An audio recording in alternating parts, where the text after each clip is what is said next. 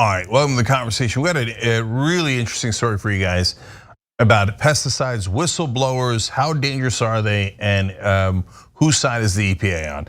Sharon Lerner is an investigative reporter at The Intercept, and she broke these stories. So Sharon, welcome to the TYT Network. Thanks for having me, hi. No problem. So Sharon, let's get right to it. You've got a lot of information here. The most recent is about whistleblowers. So let's talk about that. Who are these 4 whistleblowers and what did they say? Yeah, so these are 4 scientists, 4 PhD scientists who work in the Office of New Chemicals in EPA. And their job is to look at chemicals that companies want to bring onto the market and assess them and tell the EPA whether they present a serious threat to human health and the environment. And what they told me was that on many occasions, they did find threats and that they tried to report them, but that their supervisors basically pressured them in many cases from accurately reporting the hazards they saw. And these are things like neurotoxicity, which is brain damage, cancers, and birth defects. So there are some pretty serious charges that they're making, and I should say that they gave me a very, very detailed account with lots of evidence, documents, screenshots, and this is really technical and kind of hard to convey for them and for me too, in terms of it's like it's about chemical structures and the process that they go through of evaluating them is very complex. So it was a bit hard to translate, but I can tell you, having waded through it, that it's a very upsetting and very credible story that they brought. So Sharon, I want to get to who corrupted this process in the first place, because I think that tells us a lot about our government. But before we get there, there's so many questions I want to ask. For folks at home, is this mainly affect farm workers if the pesticides are dangerous, or mainly affect the consumers who are actually eating the food with the pesticides on it, or both? Okay, so the confusing thing is there are 2 different stories. The one that came out today is about whistleblowers in the Office of New Chemicals. And those are not pesticides. Those are chemicals that are used in other parts of commerce. I did come out with a big story this week about the Office of Pesticides, and both the Office of Pesticides and the Office of New Chemicals fall within the same overarching division at EPA, so they're related. And a lot of the problems are overlapping, so that's for sure. And in terms of pesticides, I can tell you that the influence comes from the companies that make them themselves. And we are seeing a lot of the same problems there, where scientists who really care about the mission of the EPA and what they're supposed to be doing there are finding problems and trying to report them and often being shut down. There were so many examples of this. One of the ones that really took my breath away at first was hearing about what, and I should say for the pesticide story, I spoke to 14 people who have worked in that division or still work there. And one of them was telling me about what they call yes packages. Yes packages are, it turns out, when a member of Congress or a senator will reach out to the EPA on behalf of a company that makes a pesticide that is being reviewed and say like, hey, speed it up and also make it come out okay. And I was hearing from the scientist about the yes packages that basically, if you don't have enough data, if you see problems, we don't care. Make it fit, make it work, make it pass.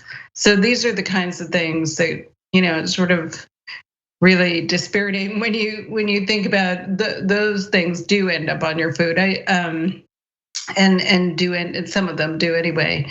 And so I think in both the new chemicals and the pesticide story, we have the link of there are real public health issues here where there are real dangers being identified and dismissed and buried by the EPA. Okay, so that gets us to the heart of the issue, which is I was told that if you work for the government, your job is to protect the people. Okay, pause for laughter. Okay, so please clap. So seriously though, we know that the government doesn't work for us, it works for companies. The question and the interesting part is why and how, right? So there's two elements of that based on what you've already said. One is why the senator cares. That's a little bit more obvious, but I'm gonna get to that next, okay? But why does the EPA administrator care when a senator writes in a letter and says, hey, I have these dirty, corrupt crooks who pay me off in campaign contributions. Can you please poison the American people on their behalf? If you're an EPA administrator, why don't you go tell the senator to take a long walk off a short dock? Well, I should say it isn't always the EPA administrator. I think they're not always reaching out to the top. But the other thing is, I really feel from having spent a long time wading into this stuff over the past couple months, that it's wrong to think of the EPA as just completely bought and sold here and under the thumb of industry. I think really what's going on is that you have a battle within it, and you see part of it are the folks who are. There's a big revolving door issue with people getting jobs with pesticide companies, coming from pesticide companies, and other kind of chemical companies with revolving door. But also, you really do have people who want to do the right thing, and that's what with these whistleblowers. It really sounds like there's a battle going on, and they're one part of it. And the other part of it is this sort of cronyism and corruption. And it's with pesticides, I can tell you that has been going on for a very, very long time.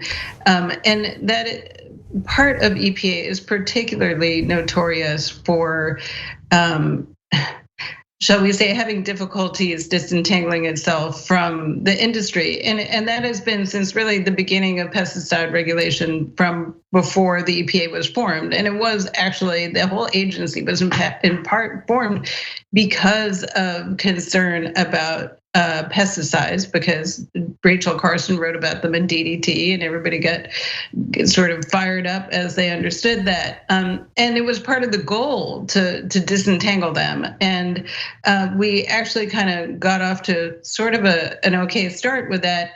But it really is, I think, in large part about the incredible wealth and power of these major agrochemical companies that they've, I think, especially in recent years, been unable to fight. I mean, in the beginning, we were banning quite a few pesticides, 12 in the first decade of the EPA. In the past decade, 1. So. Yeah. Oh, I assume the pesticides got much better. So look, it's disheartening, and we do nuance on this show. So I obviously understand, and I want the audience to understand, nothing's black and white. There's wonderful people who work at the EPA, and then there are people who worked at the pesticide companies that should have never been hired for the EPA, that have an obvious conflict of interest. More importantly, there are people who are going to work at the pesticide companies, which should definitely be illegal, because that's nearly bribery. Our campaign contribution system with senators, I don't have to ask Sharon about, you all know that's legalized bribery. That why the hell is a senator writing a letter about pesticides? Oh, like he got all animated about how safe pesticides are? No, he took a bribe, and then so he writes a letter. And so again, it's a legalized bribe called campaign contributions, and then there's dark money, etc. You all know that. But Sharon, I wanted to ask one more question. So like you said, there's pesticides have been an issue for a long time, and there's this constant battle where we don't know if the EPA is quite working for the American people or working for the companies. But with the whistleblowers, they seem to have some degree of significant urgency here. You explain in your piece that they went up through the chain of command, but they're worried they're still not getting any action. Two parts of that. One is with the new chemicals, how much of a new problem is it, right? And then secondly, is this still happening in the Biden administration? Let me take the last part first. And sadly, the answer is yes. And I can tell you, so I spoke to 4 whistleblowers. 3 of them were moved out of the division. Because they stood up to their bosses and they said, "I will not change this. This is the science. I'm not going to deviate from it. No, I'm not going to let you push me around." And so in 3 of those cases, they end up just being moved. One of the people is still in the division, and she told me that yes, the messing with the science and the retribution that they've all faced, it continues. So that is dispiriting. We've heard from Biden and from Reagan, the administrator, that they're really taking scientific integrity seriously. And I know that they gave us a nice response about it. One of the issues I think is that so far this whole cleaning up of the EPA and other kind of science agencies, the approach has been, we're not going to punish anybody. It's like, okay, we're just going to try to move on and look ahead. And I am afraid that in this case, the problem is so deep that it's not going to be solved unless people who are responsible are held responsible. Sharon, thank you so much for joining us and for writing these stories. We appreciate it. Thank you for having me. I appreciate it. Cenk Uygur is not here today, which means that I will be able to talk during the show. No, We'll see. Poor Cenk, under the bus. My God, if Jesus came back, how much would the Republicans hate him? Now you have to give away all of your possessions to the poor. Steve King would be like, "Oh, Weezy." Everyone should be lucky enough to have a John Iadarola in their life. You confused everyone. Okay, sorry. I thought it was pretty clear. Take a break now. You can turn me to Dr. Manhattan as long as I get what Dr. Manhattan's packing, okay? The liberal mom says, Mark Thompson, have you ever thought about doing one of those tapes that soothe people to sleep? Like Mark Thompson reads the phone book. I'd buy it. If you'll buy it, I'll do it. Emilio D'Amelio writes in, John, you are so thick. I love you. That's what he wrote. Pork Chop Express writes in and says John Iadarola needs a new jacket. Whoa. Those 24-inch pythons are about to burst out of his sleeve. Guns, baby. You know, the 2 people here said that their moms were both in love with you over Beauty and the Beast. That's an improvement. I usually get grandmothers. Charlie Turk. No, wait a minute, don't you dare. Chemical castration when we return from the break. I hope that, who they choose for the White House isn't just a borderline Klansman. That's all we gotta hope. That's it. We will settle it. She's cute. I didn't say that about Laura Ingraham. Scandal at TYT. Did Anna comment on my tan yet? No, she hasn't. You're a good boss. But Anna did say that I come in here today with a fresh mind. That's all I'm about. I'm about a fresh mind. I can't with you right now. Okay? She just can't. She can't, but nonetheless, we have to for another 3 hours. I'm back, baby. Let's rip in the Republicans. See, don't miss the live show. That's great. Tell people, if you're a member, you get the whole live show whenever you want, because this stuff doesn't go into any of the clips.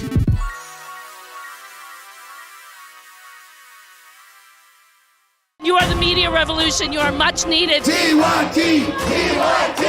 The place is like 95% TYT army. You guys, the Young Turks, which is my favorite channel, we're getting that message out. Cenk and the Young Turks do an extraordinarily good job. No matter what mainstream media says, you have to listen to the Young Turks. The people who support us on the internet, that's what gives us strength. That's what allows anyone who was in there who was undecided to think, one side seems to be winning, they seem to have a bigger army, there might be a reason for that. So thank you guys.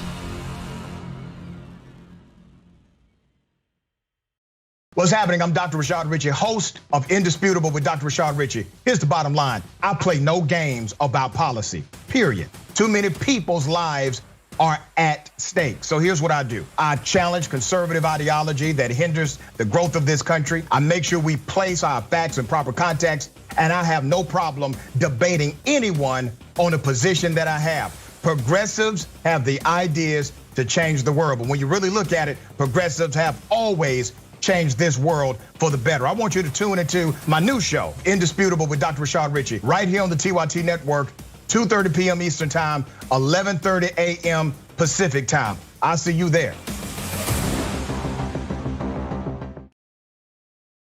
Everything that we've accomplished over the years is because of our members who've allowed us to remain independent of corporate interests and reach 20 million followers. Now is the time to bring as many people into the progressive movement as possible. We're inviting you to be the change and help bring a community-powered progressive change machine to life. Details are at tyt.com/change. If you're a member, thank you. We need you to remain so. If you're one of the thousands of viewers out there who's not a member yet, the time has come for you to join now. We need you more than ever. tyt.com/change. All right, back on the conversation. I've been looking forward to Allen Weisselberg being indicted for a long time, at least 5 years. I've said repeatedly on this show when no one else was talking about it, Weisselberg straight ahead. That if Trump was gonna have any trouble, it would be because of his chief financial officer in the Trump organization, the guy who keeps the books. Donald Trump is what is colloquially known as a moron and couldn't possibly do all the bookkeeping for himself. Hence, he must run his illegal activities through the person who keeps the books, and that's Allen Weisselberg, and he has finally been indicted. But are these charges the real deal? So that's the conversation. We're gonna bring on Ryan Barber here. He's justice correspondent for Insider. He's written about this. Ryan, welcome. Thanks for having me. I really appreciate it. No problem. So, we've talked a decent amount over the last couple of days on the Young Turks about how serious these charges are. I'm gonna actually start with a funny quote that's in your piece from Trump's lawyer. He said, "It's crazy that that's all they had." First, that seems like a hilarious admission that there's a lot more, that the prosecutors just didn't get it. Am I hearing that wrong? A person who's innocent wouldn't have their lawyer go out, "That's all you had"? Well, I think there are a lot of different ways to read that statement. I think he was using it more in the colloquial of, hey, this is they're going to try to write this off as really a minor type of. They're really going to try to write this alleged misconduct as, hey, businesses all over the country provide their employees benefits. It's common for certain executives to get cars and whatnot. So I think that is actually how I read his comment. I think the way you did is very interesting.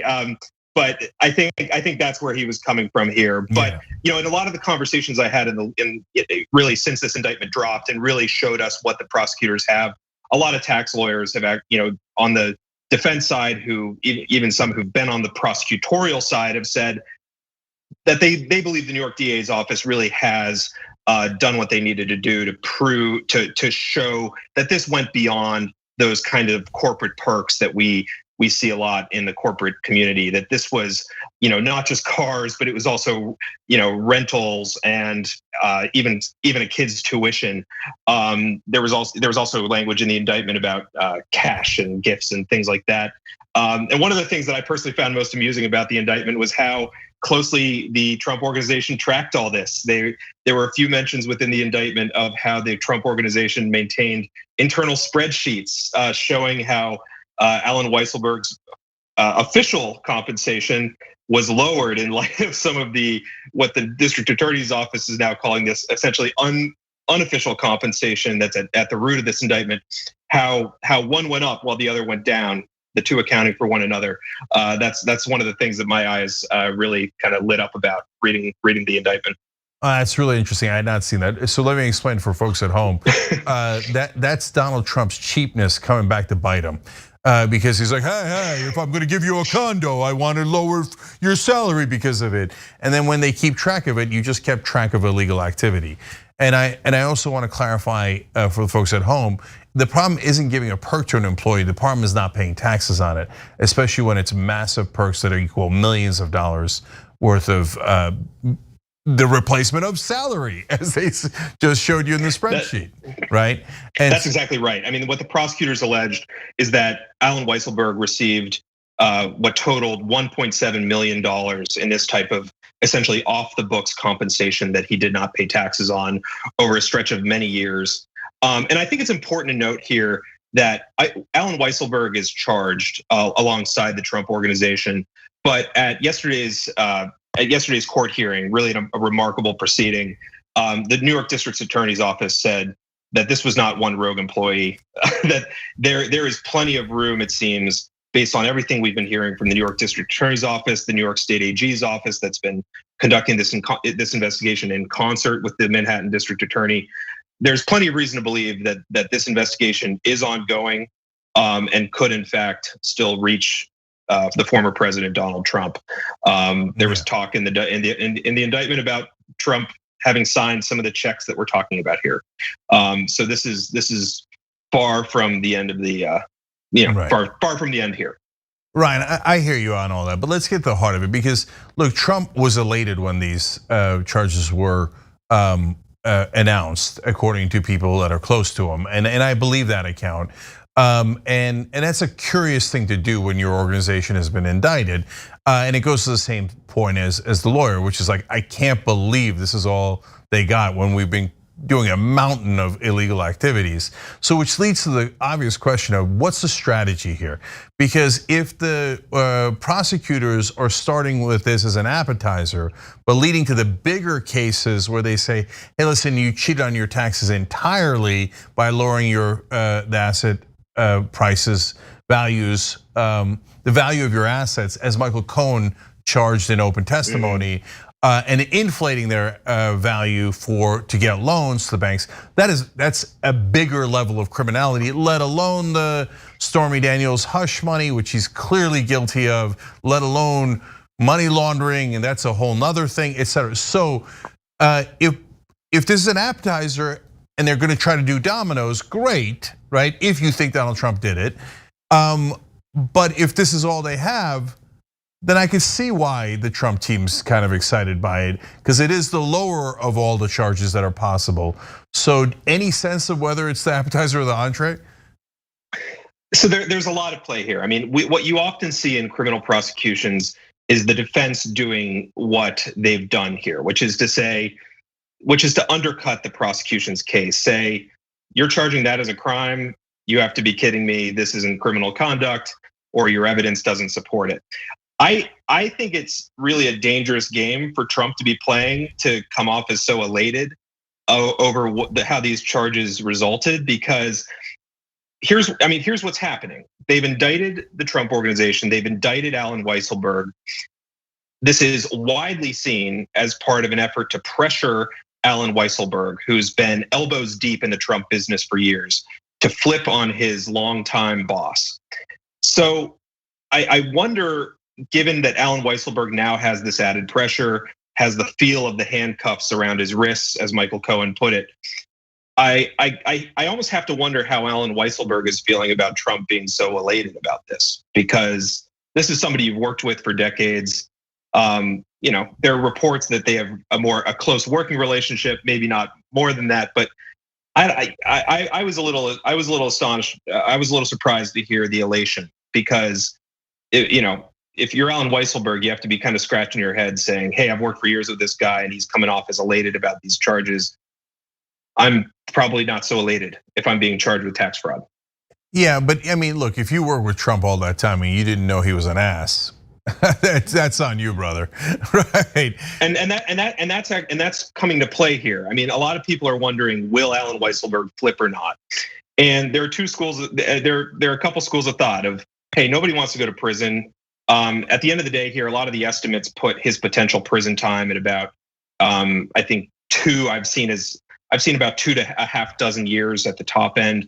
So there are a lot of people who kind of come at it from that point, which is you don't spend decades in the Trump Organization working with Trump, allegedly doing his dirty business, only to have at the end of your career.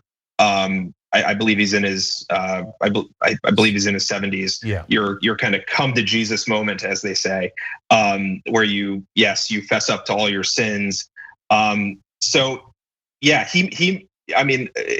we're all having to do a little armchair psychology here, but that is I think a force that is proven to be challenging for the prosecutors, where he is at least as of now loyal.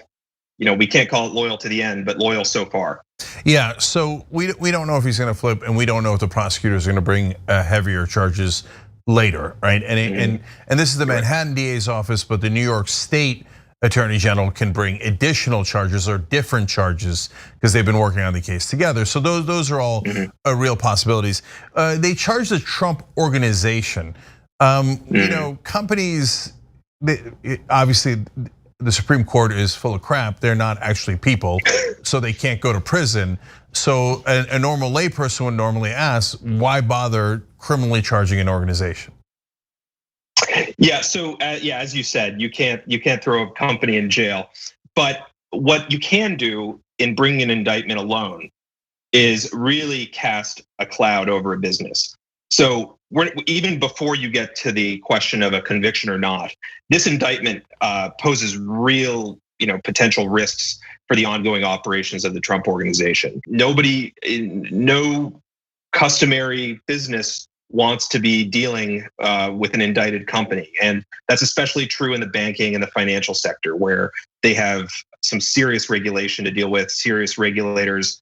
The regulators don't want them to be dealing with indicted corporations being accused of years and years of tax fraud. Ryan, thank you so much for joining us. Really appreciate it. Thanks for having me. I really appreciate your time.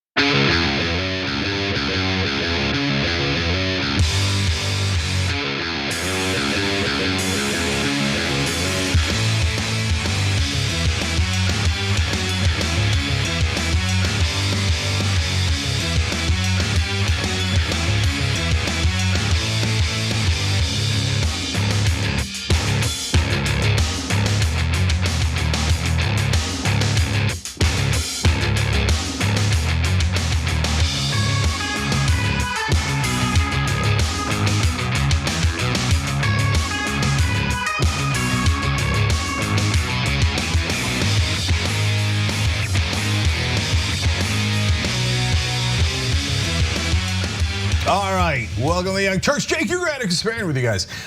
Big show ahead. Unlike other folks, we actually do a news show. So we will be giving you a lot of the news today, all the news that we can muster.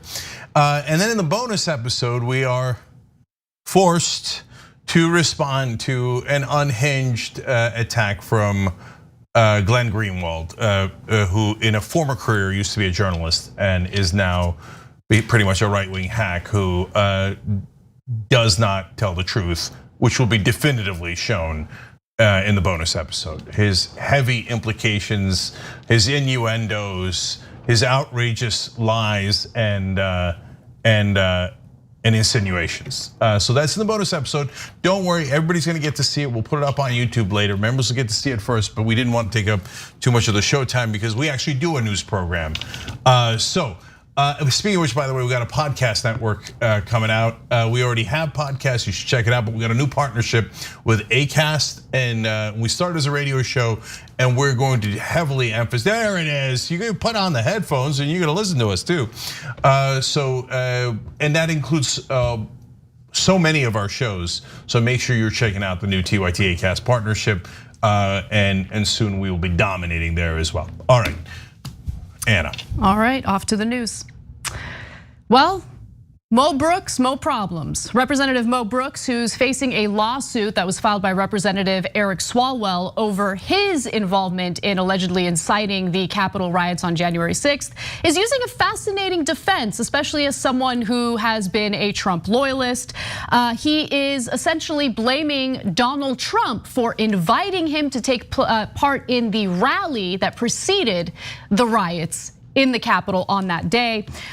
In fact, the lawyer, the attorney representing Representative Mo Brooks, wrote in a court filing, quote, Brooks only gave the ellipse speech because the White House asked him to in his capacity as a United States congressman, but for the White House request, Brooks would not have appeared at the rally, right, at the ellipse rally. So look, Mo Brooks, what could he do? He's a United States representative. The White House asked him to take part in this rally that helped to incite the Capitol riots. And so he had no choice but to take part and give this disgusting speech. I'm Congressman Mo Brooks from Alabama's 5th Congressional District, and I've got a message that I need you to take to your heart and take back home, and along the way, stop at the Capitol. The 2020 election is behind us. Today is a time of choosing, and tomorrow is a time for fighting. Today is also a day of revelation and separation. Today, the curtain will be pulled back, and American patriots will learn by their votes which Republican senators and congressmen have the courage to fight for America. Today, by their votes, Americans will learn which Republican congressmen and senators love their bourbon, love their cigars, love their prestige, love their personal power, love their special interest group money more than they love America. Now, our ancestors sacrificed their blood, their sweat, their tears, their fortunes, and sometimes their lives to give us, their descendants, an America that is the greatest nation in world history. So I have a question for you. Are you willing to do the same? My answer is yes. Louder, are you willing to do what it takes to fight for America? And that went on. Go to the Capitol, stop by the Capitol. Are you willing to fight for America? I would argue that Representative Brooks had a guilty conscience as he was running away from being subpoenaed or served with the lawsuit from Representative Eric Swalwell. You don't do that unless you have a guilty conscience. And now he's literally throwing Donald Trump under the bus in an effort to defend himself in court. There's so many things I love about that. Look at these Republicans who care more about themselves than they care about fighting for Donald Trump. Oh, I'm getting subpoenaed? No, it was Donald Trump's fault. Now, how's that for deeply ironic? I must also note for the record that I enjoyed his wardrobe change in the middle of the speech. He's like, okay, I've got a new accessory. Let's put this one on. Right. And it's red. That's our favorite color. Charge. And just to be clear, it's a compilation of the parts of his speech that are relevant to this case. It was a 10-minute long speech. Obviously, we're not going to show you the full thing. Yeah, of course. Yeah. Okay. So now look, getting serious. I see that speech, and there's one part of it that I like actually, which is that the Republicans actually call each other out, right? They say some folks are corrupt, some people aren't. Democrats never do that, and it's actually terrible. Some of these Republicans like their bourbon, which by the way, I like bourbon too. Yeah, and there's no way Mo Brooks doesn't like bourbon either. Yeah. But like, okay, finish the thought though, and they take lobbyist money. And Mo, do you take lobbyist money? And so I haven't looked into it for the purpose of this story. I would be shocked if he didn't, but okay, but we'll, that's for another day, we'll look into it and etc. right? But at least he's calling out people within his party. If Democrats did that without all the weirdo violence that went along with it on January 6th, and said, yeah, there are other Democrats and they take corporate lobbyist money, and yeah, they love the perks, and yeah, they're corrupt. That would actually lead to a lot of change. But the Democrats, unfortunately, in this case, never break ranks. So they always like, if one of us is corrupt, none of us will ever say it. Okay, so now it's a funny random thing to say in the middle of this, but it's important. No, I want to jump in on that. You're right. I mean, the frustrating thing about progressive Democrats specifically, because they're supposed to represent, that wing of the Democratic Party is supposed to represent the best interests of progressives like us. And the gloves are almost never on. The gloves are always off, right? It's almost as if they try to put the glove on, it doesn't fit, they must have quit. Like, just put the gloves on and fight. In this case though, I mean, it's just hilarious because the Republican lawmakers who just wanted to carry out the right behavior in certifying the election for the person who actually legitimately won the election, like money in politics has nothing to do with that. Yeah. Nothing, Yeah, I hope it's Nina Turner, ninaturner.com/hello.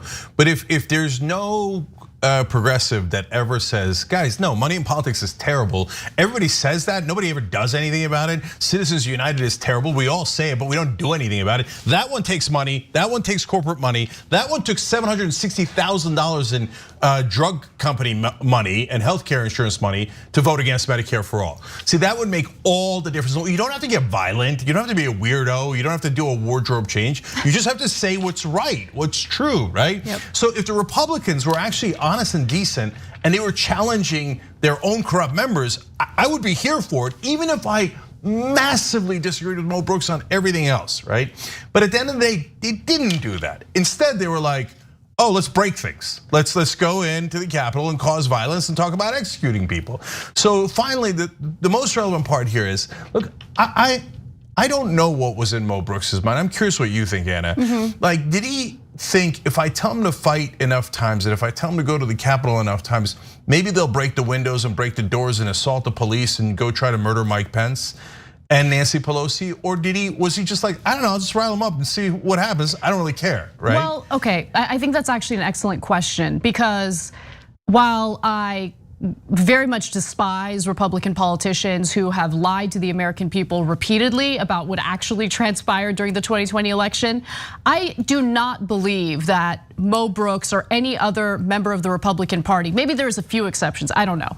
But my sense is they really thought that they could use that type of inflammatory language and incite what they incited without actually seeing it play out in real time. Yeah. And it did, right?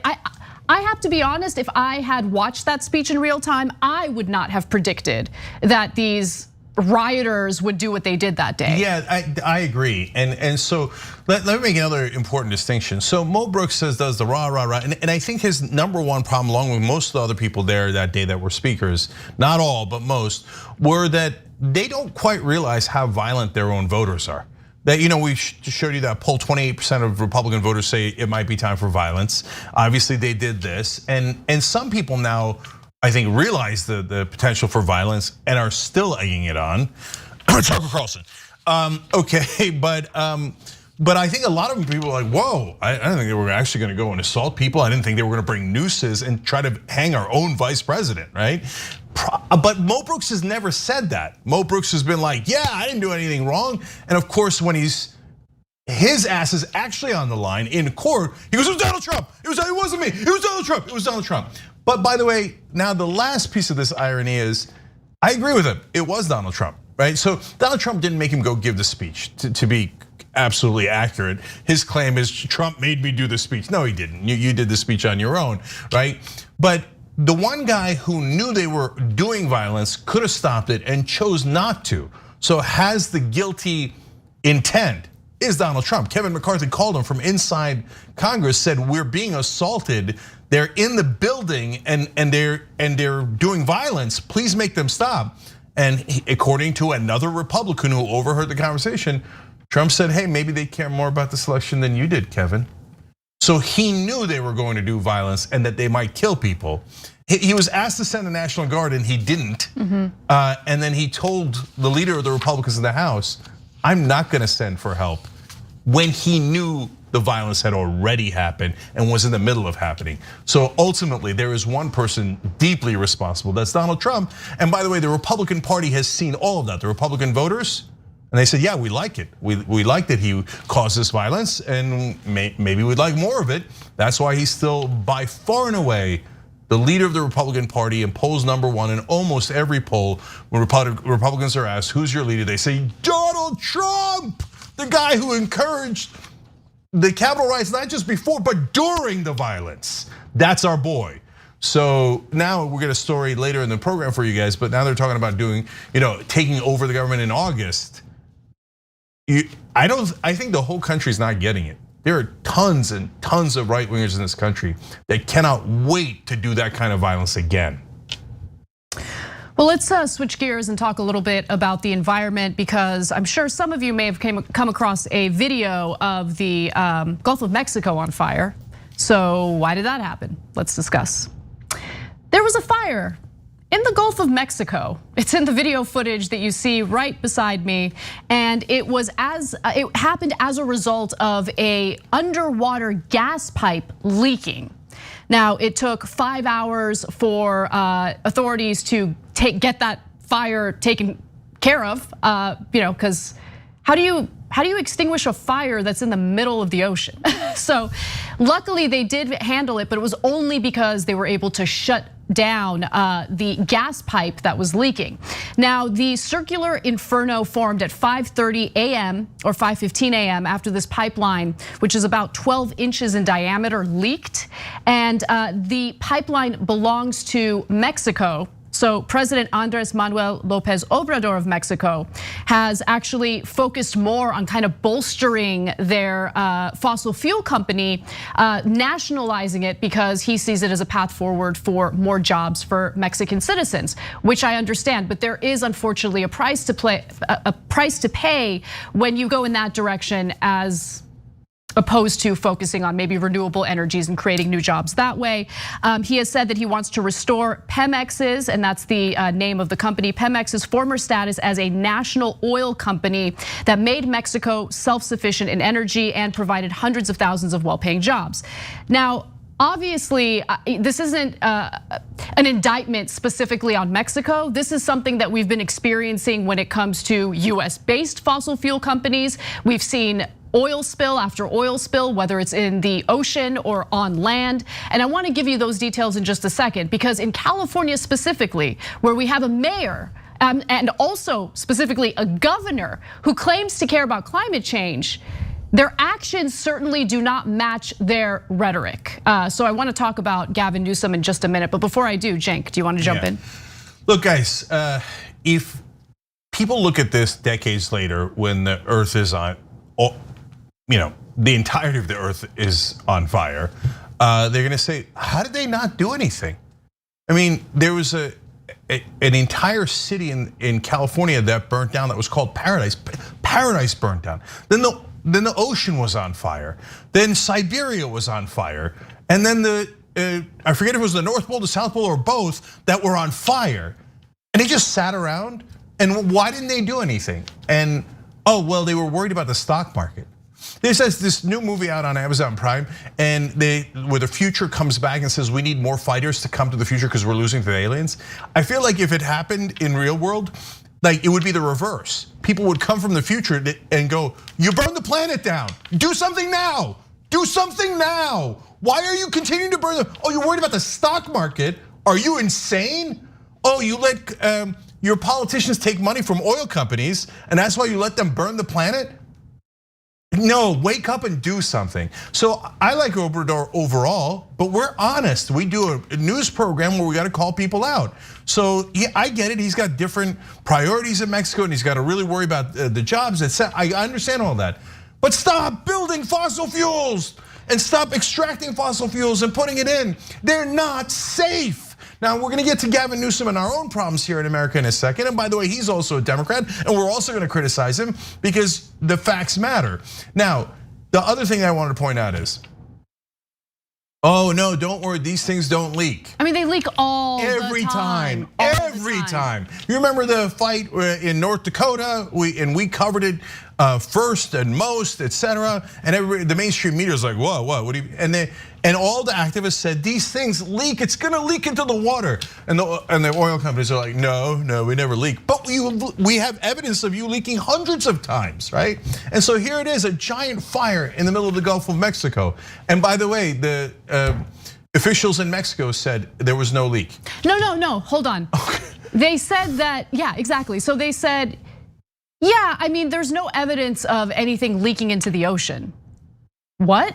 What does that even mean? And by the way, the Mexican officials are really not providing any other details other than that. There's a lack of transparency there, probably because they want to protect their own, situation, and they don't want to deal with any type of consequence that might come along with the fact that they had a pipe that leaked in the Gulf of Mexico and caused this issue for 5 hours straight. And by the way, it's not the first time this has happened. If you research fire in the middle of the ocean, other videos will come up from previous instances of this happening. So this is something that happens repeatedly and needs to be addressed, and not just by Mexico, guys. This is a problem that needs to be addressed globally. And when it comes to the United States, clearly we have a lot of guilt and a lot of blame with our own actions. So let's focus on Gavin Newsom, who had some rhetoric that I certainly agree with when this story broke recently. He tweeted, "The ocean is literally on fire, but yeah, sure, we can't afford climate action." Which is, again, nothing wrong with that tweet, but rhetoric is one thing, actions obviously speak louder than words. So what exactly has Gavin Newsom done in regard to climate change, climate action? Well, according to Newsweek, Governor Gavin Newsom has projected the image of a climate activist or advocate, pledging in October that the state would ban all hydrofracking by 2024. This is an article from 2020, by the way. At the same time, his administration granted 1,709 new oil and gas well production permits in 2020, and that's according to Frac Tracker Alliance, a 116.6% increase over the previous year. So it's cute when you use the right words to appeal to progressive voters or Democratic voters, but make no mistake about it. In California, we might have Democratic lawmakers, but if you look at their actions, they're really not different from what you would see from a Republican lawmaker, especially in regard to anything having to do with climate change. I mean, Gavin Newsom accepting or allowing these permits to go through is absolutely reprehensible, especially given the fact that he postures as someone who cares about climate change. Yeah, so the problem is the politicians and here we go again, the media. Why? So I'll update the numbers. So Frac Tracker now says that between January 2019, when Gavin Newsom took office, and today, 8,610 total permits were approved. Jesus. 8,610. But he's got a good tweet, but the tweet was good. It was pleasant, it was good rhetoric. Now, when you do that tweet, you shouldn't rely on progressive activists to give you the actual news. Like, we're a news program, we just gave you the news. You can go look it up for yourself. It's a fact, right? And we gave you two different numbers, and maybe that they're, it's the same organization, etc. Right? Now, the rest of the news just gives Gavin Newsom credit. Oh, bravo, nice tweet, nice tweet.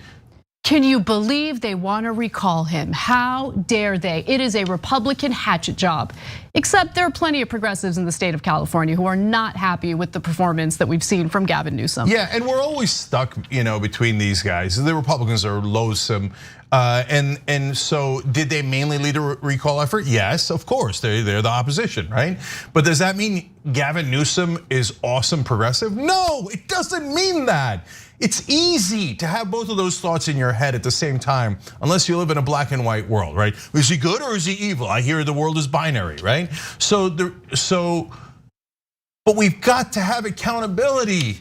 So when the official in Mexico says the leak didn't cause a spill, and you see the water on fire, he's an obvious liar, right? You shouldn't have to. You don't need permission if you're in the press to call a lying politician a liar, okay? And when Gavin Newsom says, "Oh, I care so much about climate change," and he approves thousands of oil and gas permits, it doesn't take a rocket scientist to figure out he's not being truthful. And guys, now the most important part, why? Why are they not being truthful? Because of their donors. And I don't know how much Gavin has taken in dark money, because if you think dark money is only for Republicans, you literally don't know the news. No, Democrats take tons of dark money, right? And they take money from corporations, and then corporations, PACs, as the ExxonMobil lobbyists explained. I think it was just last week that we covered that story. They're like, oh, we do these front groups so we don't take the blame for it. And then we funnel the money to Democratic and Republican politicians. And then they do nice, he didn't say this part, now this is me. They do nice tweets, and LA Times, San Francisco Chronicle, all of the press goes, oh, bravo, Gavin Newsom, he's fighting climate change. No, he's not. No, he's not. They all serve the same donor class, and the world is burning because of them. We got to take a break, but we're not done discussing climate change. When we come back, we'll talk about what the victims of California's wildfires have to depend on, and unfortunately, it's the whims of Wall Street. Come right back.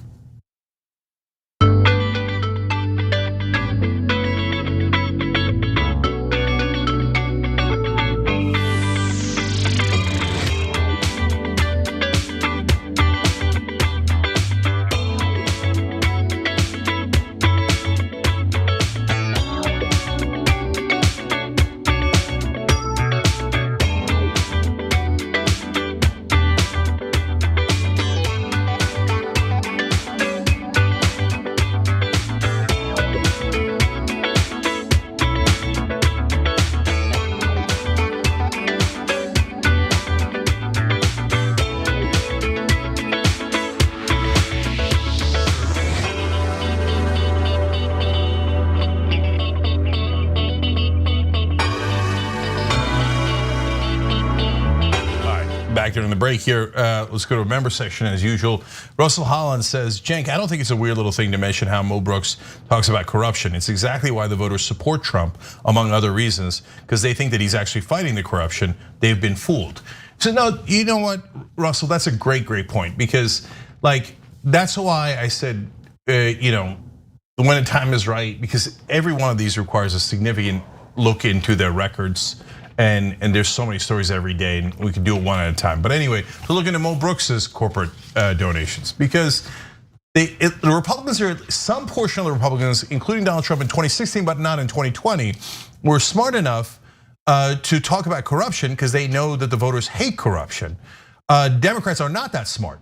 They almost never talk about corruption, even though they should be the party fighting against corruption. Now, do the Republicans mean it? No. Trump was the most corrupt president we had. He was both systemically corrupt, like everyone else is, and then on top of that, he layered in personal corruption, right? So they don't mean it. The progressives do mean it, but they don't say it. So maddening. And as you all, I hope all of you know, Just Democrats litmus test, which we came up with together. Anyways, was no corporate PAC money. Why? Because the most important thing wasn't their views on any given issue. It's, are they honest and uncorrupted? And it's mission accomplished. They really, really are. But they need to say it. They need to say it. And so your voters are more important than your goddamn colleagues. I've said it 1,000 times. And if they take offense from that, it is what it is.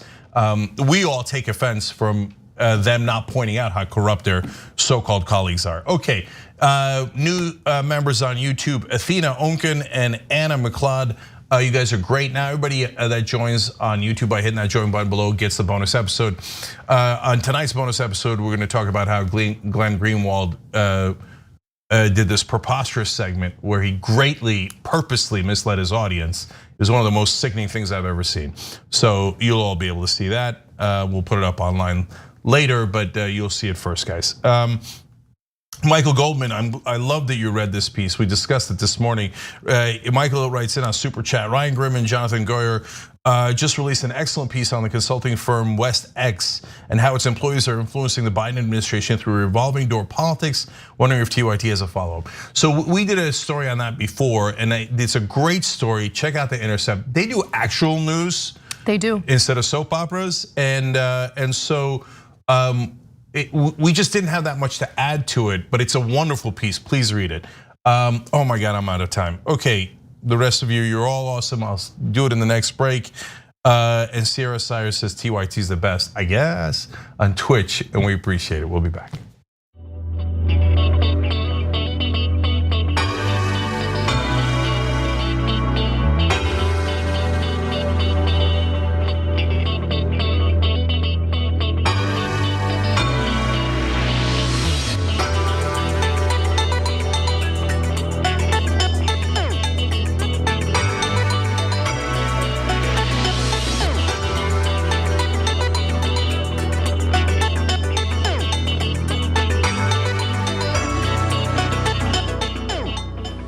Back on TYT, Cenk and Anna with you guys. All right, more news.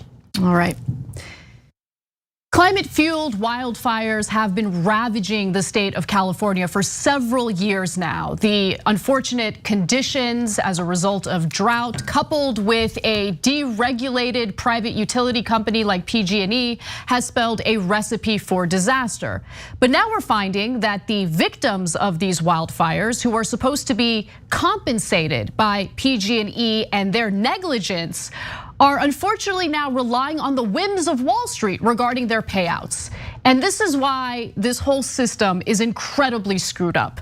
As CNBC reports, the Victim Relief Trust received 478 million shares of the reorganized company's stock, making it the utility's largest shareholder. So essentially, in a settlement, PG&E agreed to provide shares of their stock to the trust, which is supposed to pay out money to the victims of these wildfires, which PG&E has contributed to. The fund is meant to compensate more than 70,000 victims of 24 wildfires, including the devastating Camp Fire, which killed at least 84 people and destroyed much of the town of Paradise in 2018.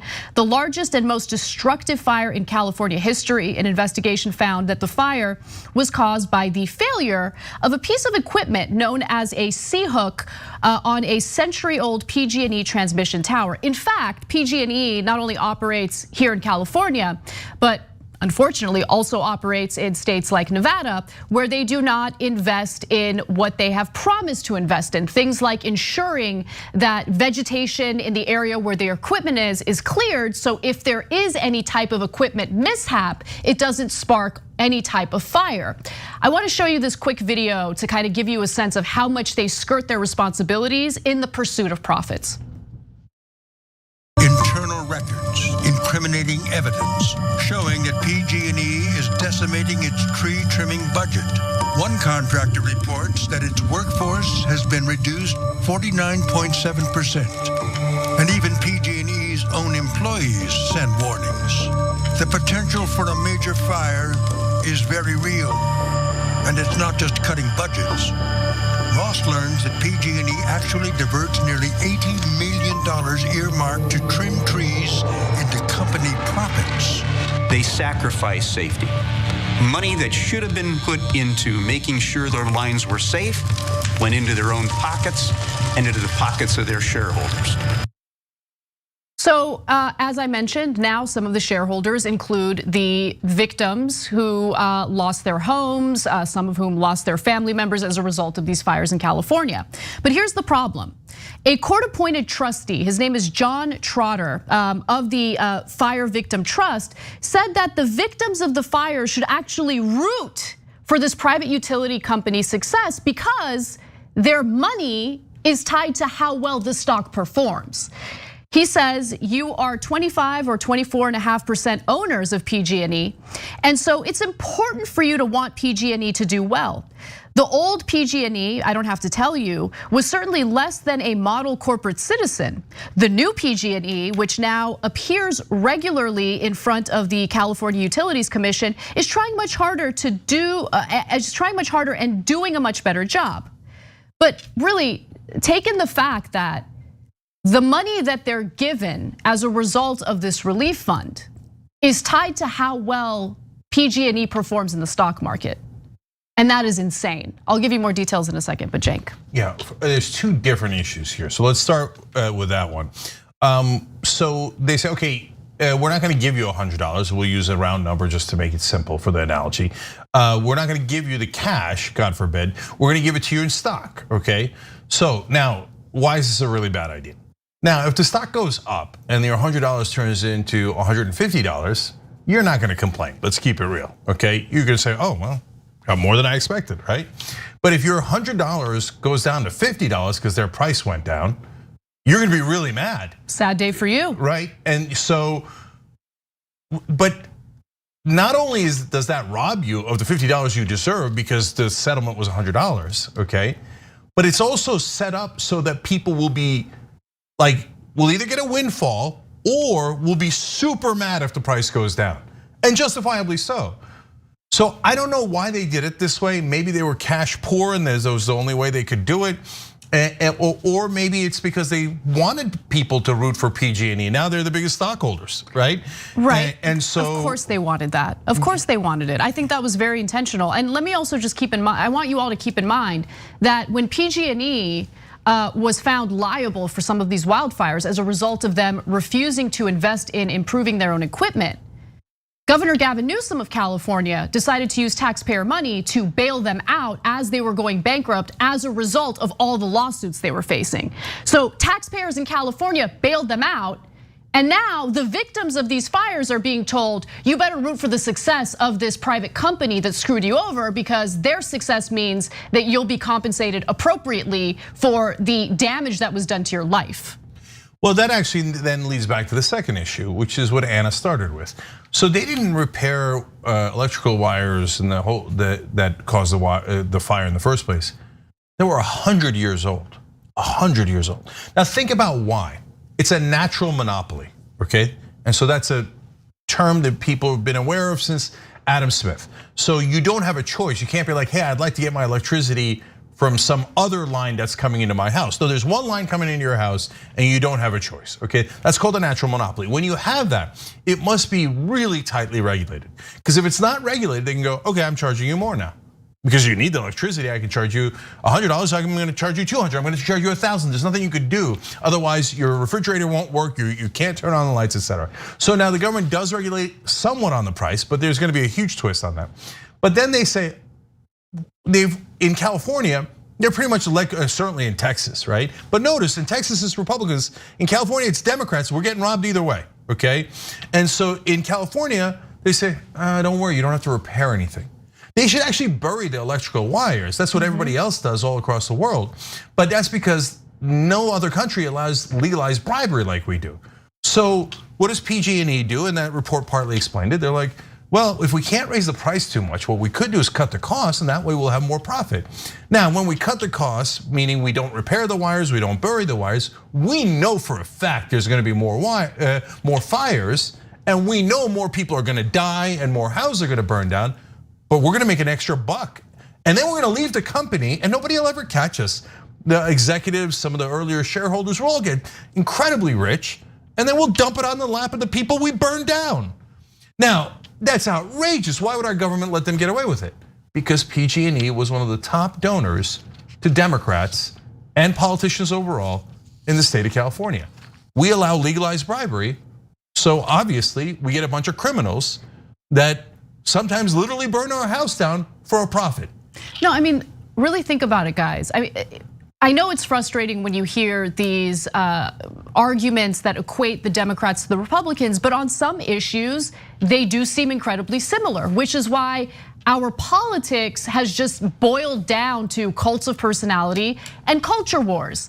When you have a corrupt political system that allows for legalized bribery of both parties, well, they're going to represent the best interests of those corporate donors instead of their own constituents and their own voters, their own base. That's what we're seeing right now. So when you're asking yourself, why are politicians engaging in these ridiculous debates on issues that don't really matter, whether it be the war on Christmas or whatever it is, right? Know that that's actually very much intentional because it deflects from the similarities that both parties really do have when it comes to these bread and butter issues, when it comes to climate action, when it comes to the situations and the policies that actually do impact our daily lives. Yeah, so look, we've told you a million times, we do nuance on this show. So is there a difference between Democrats and Republicans? Yes. There's differences on social issues, big differences. On the other hand, are there differences in economic issues? No, almost none. The rest of the press will not tell you that. They'll say, oh no, my God, the Democrats are lovely and beautiful and fell down from heaven. And most of the corporate Republicans are too, but Trump's a bad guy. Okay, so that's how they'll synthesize it. My whole life, the press is telling me how great corporate Democrats and corporate Republicans are because they both agree on economic issues. Are there other differences? Sure, if a Democrat had won in 2016 instead of Trump, we'd have a Supreme Court that's 6-3 liberal, at least on social issues, as opposed to a court that's 6-3 in favor of conservatives. So yes, there are differences, but on economic issues, the same corruption affects both parties. And again, the mainstream media never, ever, ever tells you about it. I mean, look at that statement the guy said. Now PG&E is a good company because they show up in front of the California Utilities Commission. Well, what the hell were they doing before? They didn't even show up in front of the people regulating them. Why? Because they run the place. They didn't need to show up. They already bribed the Democrats. I always remember Eric Olson's line. He was a local progressive who ran in 25th district in California, okay, for a local seat. And he said, wait a minute, Democrats have a supermajority in California. Who are we negotiating with? Well, by definition, we're not negotiating with the Republicans. Oh, we're negotiating with the donors. And that is indisputable. Isn't it amazing that none of the mainstream media in California noticed that very obvious fact? So that is why when PG&E, I mean, why are you letting a natural monopoly donate to politicians? That is a recipe for disaster.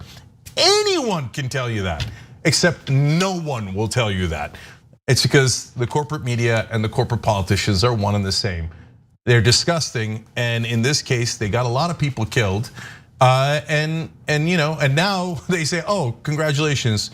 Now you're gonna have to root for the company that burned your family's house down.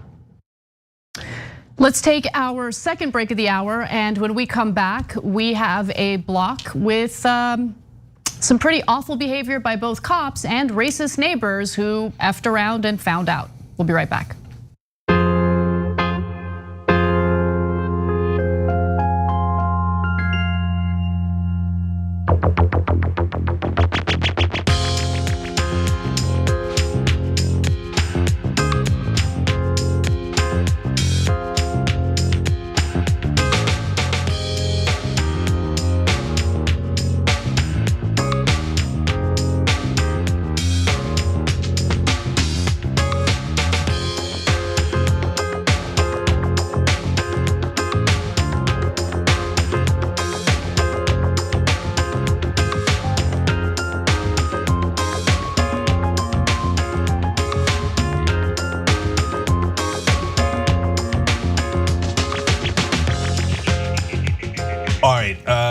Back during the social break here, I'm gonna read some of the member comments, tyt.com/join to become a member, be part of the show.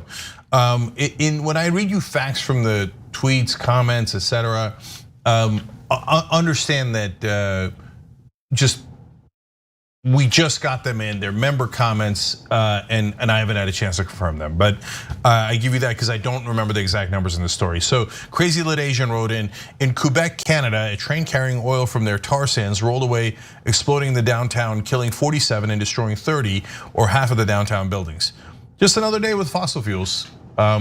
So the last line is indisputable. Greg writes in, I'm still recovering from PG&E's billing department last year.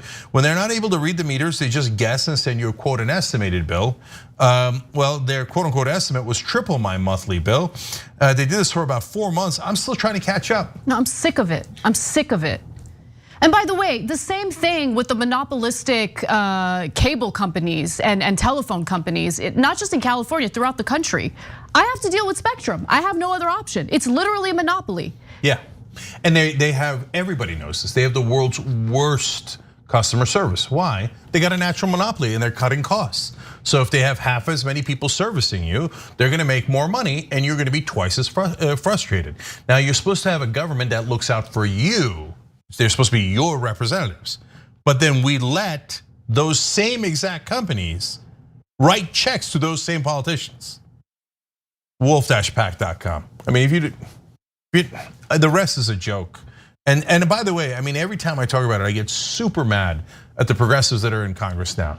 Again, we do nuance. On some things they fight great, and on others they just don't show up at all. So who's calling out corruption in Washington? Nobody, zero. By the way, Elizabeth Warren, as people say, oh my God, you could consider endorsing Elizabeth Warren. Yeah, when she was for Medicare for all, etc., right? But why did I even consider that? Because Bernie barely ever talked about corruption on the campaign trail. Elizabeth Warren talked about it 24/7. That's why her campaign in the beginning, when she was talking about corruption, was doing great. She drops it because of a bunch of consultant hacks probably, and then she flounders. Gee, I wonder what happened. But the reason I brought that up is because what's Senator Warren doing now? I haven't heard one peep about corruption since she went back into the Senate. Now everybody's compliant again, and to be fair to Senator Warren, I haven't heard one peep from Bernie Sanders on corruption. Never. His beloved Chuck Schumer shall never be criticized. That's just the reality. The mathematician wrote in, the dogma of American capitalism, privatize the gains, socialize the losses. This PG&E scam of the victims of paradise is the latest example. And Kamala Harris is watching from the White House laughing. Yeah, she was a senator from California. What did she do? Nothing. They all do nothing. There's so many others. I'm out of time. All right, much love, we'll be back.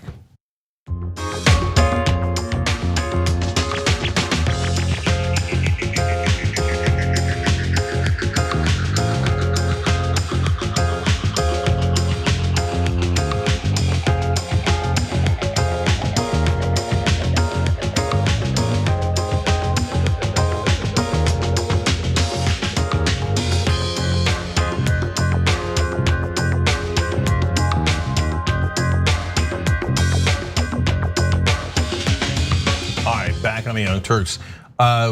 Jonathan Leiter using YouTube Super Chat reminded me that I should say happy 4th of July to everybody. Yeah. Hope you enjoyed it. Jonathan wrote in, hey TYT, re-up my membership on the 4th of July. Seems patriotic. Keep up the good work. Thank you, Jonathan. I consider it patriotic, but I'm a little biased.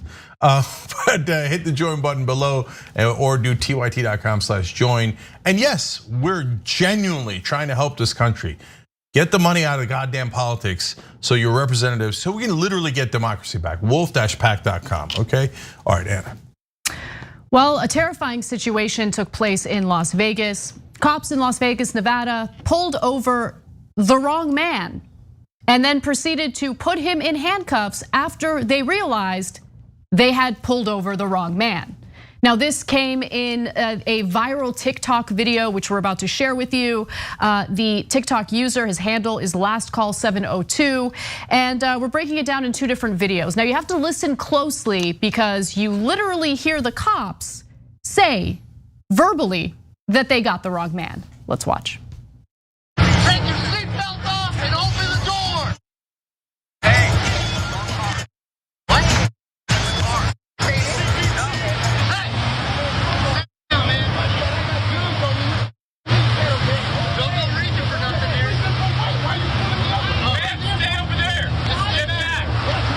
Okay.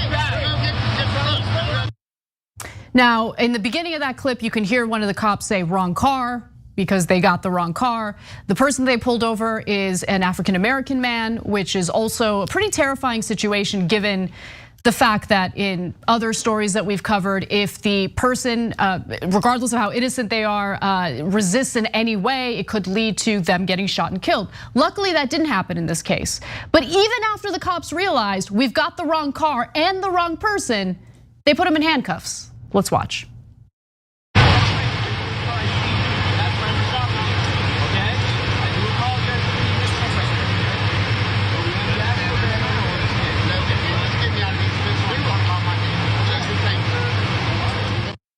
And I want to be clear on what the victim in this case said to the cops. After Las Vegas police officers explained the mistake, the black man tells them, quote, "Just get me out of these cuffs and let me go about my day, please and thank you." And luckily they did, but I don't understand why they put him in handcuffs after it was abundantly clear to them that they had the wrong guy. Yeah, I know why. Because it's a gang and they protect their own and they always claim that they never make mistakes and they're always telling the truth. So if they pulled over a guy and he must have been the right guy, even though they know he's the wrong guy, but they have to justify it. So like, oh, we're doing important police work, so we're gonna come in and handcuff you. Look, we're forced to bleep out the curses because of the platforms that we're on. But the cops, that's why that one cop over there is chilling on the trunk, because at that point they already know. They already talked internally and know that it's the wrong car, the wrong guy, everything. The bystanders say, oh my God, they got the wrong effing guy, okay? But they didn't just handcuff him just to show, no, we're talking, cops are infallible. And you show them who's boss, even if you're a dumbass and you got the wrong people and you know you got the wrong people. By the way, actually, it's not a dumbass thing. Sometimes you pull over the wrong person. Maybe the car looked the same, maybe the plates were similar, etc. That's not the problem. Everybody makes mistakes. We're all human, right? The problem is, no, you have to assert your authority no matter what and handcuff that poor innocent guy for no reason. He's saying, look, my house is right there. This is what you, it doesn't make any sense, right? And then, but there's actually something worse that is hard to hear on that tape. But when you listen to the raw footage, they say you better not reach for anything.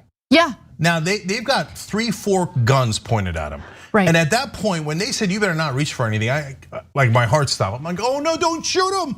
Don't shoot him, because we've shown you 100 videos, right? Most are with African Americans, but actually plenty with white folks too, right? The guy crawling in the hotel. In the hotel hallway. Yeah, I remember that one was haunting, right? Happened recently with another white guy. They're like, oh, I don't know, he looked like he was twitching or something. I told him to put his hands up and his hands down, and he says he did what I told him to do. I thought he was reaching for something, so I murdered him, right? So when they said don't reach for anything, I was like, oh no, don't kill him, don't kill him. You already know you have the wrong guy, don't kill him, right? So this is the police state we all live in. Exactly.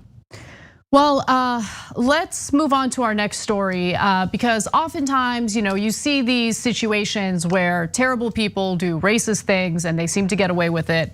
But in this case, a man's neighbors decided to call his bluff. So one New Jersey man has decided, or did decide, to go on a racist rant against his neighbor, and essentially told his neighbor, you don't like it, why don't you come see me? And there were some consequences to that he did not like. Let's start with the first video featuring Edward Matthews, a resident of South New Jersey, and the rant that he went on against his black neighbor. Tuesday, the front in Cherry Hill, the daughter got smashed. Exactly. Is that what you want? No. And you want to know where I was when all this happened? I don't care. At work, monkey. I don't care where you were. At morgue. Just like I told the Mount Laurel police, get these monkey out of here, and you can't do it. That's me talking. 3602 Gramercy Way, that's where I live. Come see me. Hey guys, how you doing? Hey, White, why are you back over here? Well, somebody called me. Someone called you, it's private property. You have no jurisdiction here whatsoever. I do when somebody calls me. Hold on. I need back up. You know what? Hold on. No. I'm gonna let you do your thing. Go talk to these. Go ahead. Stop. You go talk to the. Let them know what I'm all about and what their rights they have. All right. You want to go back to your house? I'll come back to you. No, I'll stay right here. It's common property. Okay. Have a nice night. I'm gonna let you guys get an education right now. All right. Thanks, man. Appreciate it. I'll do my job. Right? No problem. I'm not going away until your husband stops finding me and threatening me while I'm at fucking work. Cagney, cut it out, man. Oh, Let me wait. talk to them. Arrest me! I'm not you listening kidding? right now. Relax. You Just cut it out, dude. That's what you can see, Brandon. 3602 Gramercy Way. Come see me, you. So he says, come see me. We obviously had to bleep out the parts where he used the N-word repeatedly. And apparently this isn't the first run-in that he's had with his African-American neighbors. Now, when he said, come see me, the neighbors decided, okay, we'll go ahead and come see you. And they decided to do a protest outside of his home. As many as 150 demonstrators gathered outside of his house and chanted for him to come out. As you can see, a very diverse group of people. You see white people there, you see black people there as well. And there's a history of issues with this man, and his name again is Edward Matthews from Mount Laurel. And you know, I want to go to this next video as B-roll. So the racist New Jersey man was then later arrested as the protesters were there. Some of them you can see are throwing bottles and stuff like that, but the cops created a walkway to kind of get him through and put him in the car. Why was he being arrested? Well, they put him in custody for 4th-degree bias, intimidation, and trespassing. And later he did apologize. But before we go to his apology, I want to go to the final video here because this has to do with a prior incident involving the same man, Edward Matthews. Let's watch. That's why nothing's happening. I sell drugs. That's what I do. That's what I've always done around here. I stopped, went to prison 3 times. Now I have all the friends with the cops. If you guys want to keep doing it this route, we're gonna go the legal route. You're not gonna get any help from the cops because they're my people. Do you understand? Yeah. That's why you're not getting anything. And I know that you've said that. The cops came down and told me, they said, what do you want us to do? So you can figure that out. We're not trying to cause you a problem. You're not trying to cause us a problem, right? I've never been trying to cause you a problem. Right. So there's no reason for the cops to come back around. We should be perfectly cordial, be able to have these conversations and be able to live around here with no problem. Yeah, but now what you're talking about, oh, the cops aren't gonna help you or calling my brother. I don't bother you, I don't do Calling anything. your brother. Yeah, you did do that. No, I said, now I'm gonna call the cops like dude. That's what I said. I didn't call your brother I said, now here I go looking like a calling the cops. This is exactly what I said. Well, we all heard it. We all heard you? We all heard it, yeah. Everybody outside. I couldn't believe it because I wasn't even in the argument. Right, and you weren't even there either. Yeah, and I came outside up top. Keep doing what you're doing, and then we'll turn it around another way. How about that? Okay.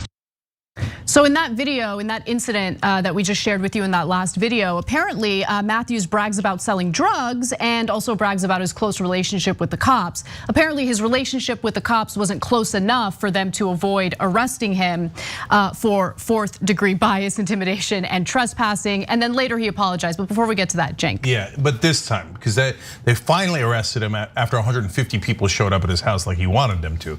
But the history of the police with this guy, his middle name I think is Cagney. I think that's what they call him. Like that's what the cop called him there in one of the videos you saw. Is that the police let him get away with anything he wanted. So when he said in that second video, "They're my people," referring to the cops, no, the history in that case is that is exactly right. Even though you just saw him admit that he's a criminal, right? And he said, but it doesn't matter because the cops are my people. So with that woman that he was talking to, so what was the conflict and what happened and how did the cops react? She lives on top of his house, right? It's a condo unit, and she's a single mom and has a young kid. And he didn't like that the kid every once in a while would make noise. He smashed her door, apparently, and I saw the pictures of the smashed door. He did graffiti on her car, so she keeps calling the cops. Like it's obviously him. I have him on tape saying that we're N-words and that he'll do anything he wants to us. And then you see my door. You see, the cops like, I don't care. No, we're not going to do anything. So it turns out he was right. The cops were his people. The reason they did the arrest here is because it made such a big. So many people showed up, so they got embarrassed that they're buddies with the guy. You saw the first video. Look, that cop didn't do anything wrong in the first video, right? And he went and respectfully talked to the African-American homeowners, etc., right? But if you noticed, he knows the guy. He called him by his name, Cagney. He's like, Cagney, come on, why are you doing this? Come on, man, remember, be cool, be cool. They never arrested him before. And by the way, that incident with the single mom, No, it's over and over and over again. The reason 150 people showed up is because he's hounding every African American in the neighborhood. Exactly. And he's not just doing it verbally. They've got these things where their cars and their houses are smashed. And yet the cops don't do anything. So don't get this twisted. The cops finally take action here, only because they're busted and they're caught. Otherwise, they were letting this thug run wild against black people in that neighborhood. Right, exactly. Once the cops realized that they allowed this situation to escalate to the point where there are protesters outside of this guy's house, that's when they realized, oh, maybe we should do something. Not because they, I know this is now my speculation, right? So let me be clear about that. In my opinion, not because they actually wanted to do anything about it, but because they wanted to protect themselves. 100%. That's it, that's all it was. Look. So look, why do I say 100%? That's of course my opinion, but it's based on all of this evidence that we're showing you guys. In the first tape, not only is the cop super polite to this guy, but that guy bossed him around. You notice when the cop comes, he's like, hey, what are you doing here? Okay, and he knows the guy's name. He's like, what are you doing here? You back up, okay? You don't belong here. You think a black guy can talk to a cop like that? Is that what you think? Do you know what would happen to a black man in America if he started bossing the cops around and telling him you don't belong and I have rights and you don't, and etc.? God, I can't stand people like this guy. Thinking that he's, the big guy who needs to go around policing everyone else's lives, harassing African Americans, harassing other homeowners. Look at him, he's proud of himself. Like he thinks that he's the arbiter of what should or shouldn't happen in the neighborhood. He thinks he's the cop. No, but I gotta tell you, so there's always gonna be bad apples. And so there's always gonna be a jerk like this in the neighborhood. Yes. The people that are more responsible are the police, because they prove them right.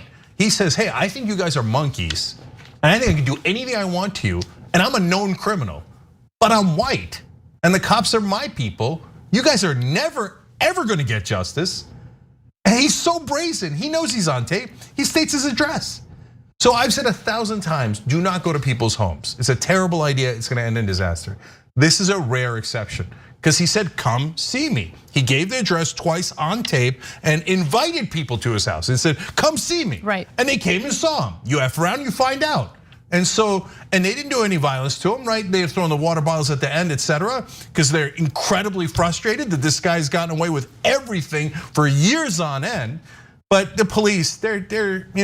So I just want to make one other point, because it's an important point to kind of put this story in a broader context of what we've been seeing in this country since last summer with the Black Lives Matter protests and the statement, defund the police. Look, there's rising crime, violent crime throughout the country right now. And so I'm already seeing Republican lawmakers argue that it's because we've defunded the police and it's because we keep antagonizing the police. That's the reason why this is happening, even though in areas in the country where they've actually funded the police more and have been incredibly friendly to the police, we're still seeing these crime spikes. The reason why people had that statement to begin with is because there are two different, like the country's divided when it comes to the issue of policing, because they have different experiences. So if you are an African American from that community, right, this South Jersey community, you're used to the police not having your back. You're used to your taxes going to pay for their salaries, but you don't feel like they're protecting and serving you because they're not. So when you hear defund the police, understand that, well, for you, defunding the police might sound insane because you've had good experiences with the cops. You call, they come, they protect you, they serve, they do what they're supposed to do. For others, that isn't the case. So defunding might not sound as scary to them because honestly, whether they're funded or defunded, it really makes no difference in the way they've been treated by these cops, right? So do I actually think we need to completely defund the police, abolish the police? No, but that's not what people are genuinely asking for. They're asking for like accountable policing that actually protects and serves. Yeah, and guys, look, so your house is broken into, you call the cops come. That's a good thing. Everybody wants that, right? Black folks want that, we want that, white folks want it, everybody wants it, right? But on the other hand, are they out there solving crimes 24/7 and preventing crime? Crime is through the roof now, right? And all these cops are going around going, I don't know, man, Maybe it's the They fault were mean to us. Yeah, it's the fault of people who are mean to us. Wait, are you not doing your job because people were mean to you? Is that what's happening, right? Nah, they're not preventing crime. They're unless it's property crime. So that's really what the police are for. Look, getting rid of them entirely doesn't make any sense. You need policing in the world, right? On the other hand, the way that the cops are right now, it's just wide scale injustice over and over and over again, right? So all of our members are writing in with their own stories. I'll just read one. Eclectic Miscellanea wrote in, the cops were shamed into actually doing something. Apparently police only do the right thing when they have no other choice. Yeah, and you saw how friendly the cop was with him. You saw, we told you about all these different instances. That's why all those people showed up. And they never, ever, ever protected them until they were shamed into protecting. They're like, oh my God, now we have to actually do our job against a known criminal who we know is going around calling people monkeys and the N-word and breaking into their stuff. Now we gotta do our job. Oh man. Now, look, and so many other people are writing the same thing we said. If that was a black guy bossing around a cop like that, and he's a known criminal, and he's getting in the grill of families white families living in condos, and brags about, he's like, oh yeah, I'm a drug dealer, and the cops are on my side. And the cops come in and he goes, you better get out of here, okay? Etc. That guy is gonna get brutalized, and everybody knows it. The innocent black guys get brutalized. Here's a guilty white guy, nonstop, nothing. So finally they arrested him on some rinky-dink charges only because they were humiliated into action. Don't miss the second hour of the show. We've got a lot to get to, including a failed attempt at basically going after female soccer stars for doing something that they didn't actually do. Sean Spicer is back in the mix on that. And also Geer's back.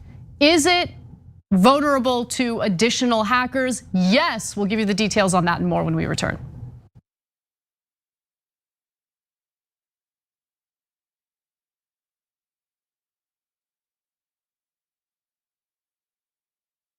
So a lot of progressive office holders are doing something fun.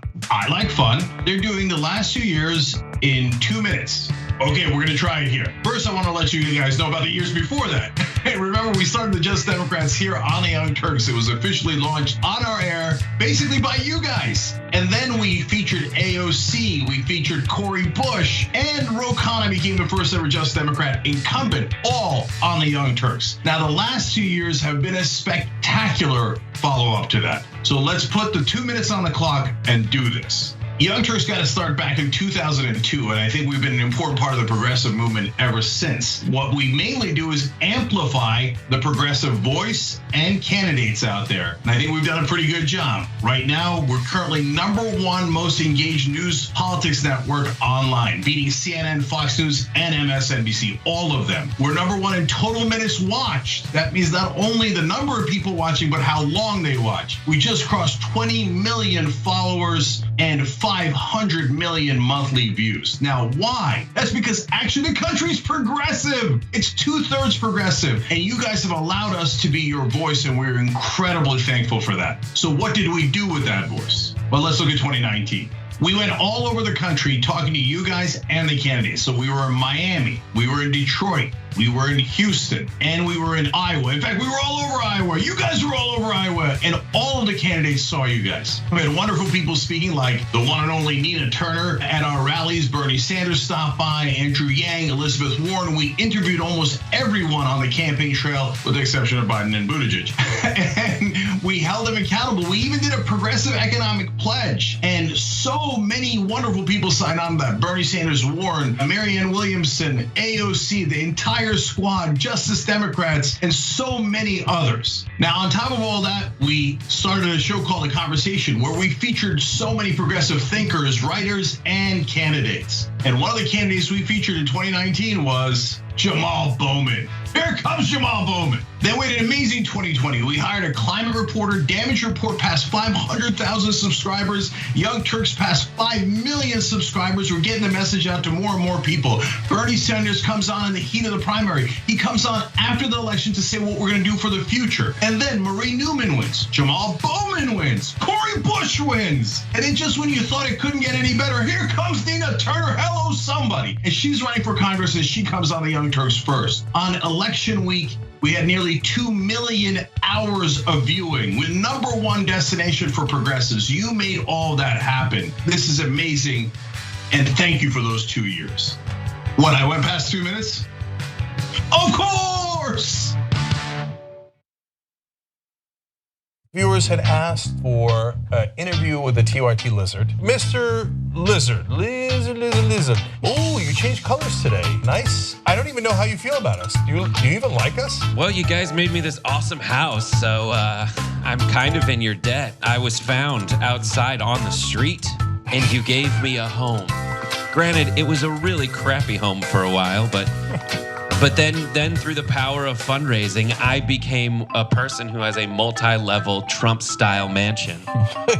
You do. By the way, you never looked better, man. Normally, you're just green or just brown, but today you're in mid-lizard, right? I'm not very smart. I'm a lizard, so I don't know how the science works. I guess this is just my mood. It's not every day that thresholds like this are broken.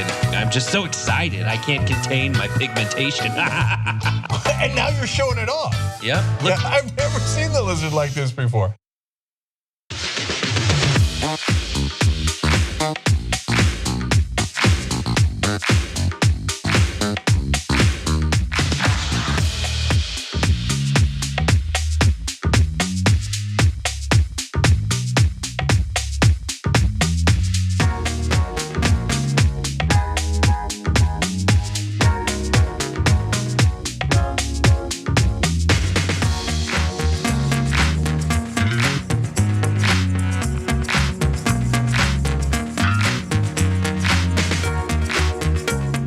All right, back on TYT, Cenk and Anna with you guys. And so is, by the way, Luis Divine. She just joined by hitting the join button below on YouTube. Love you guys, love doing the show with you guys. Let's bring some change in the world.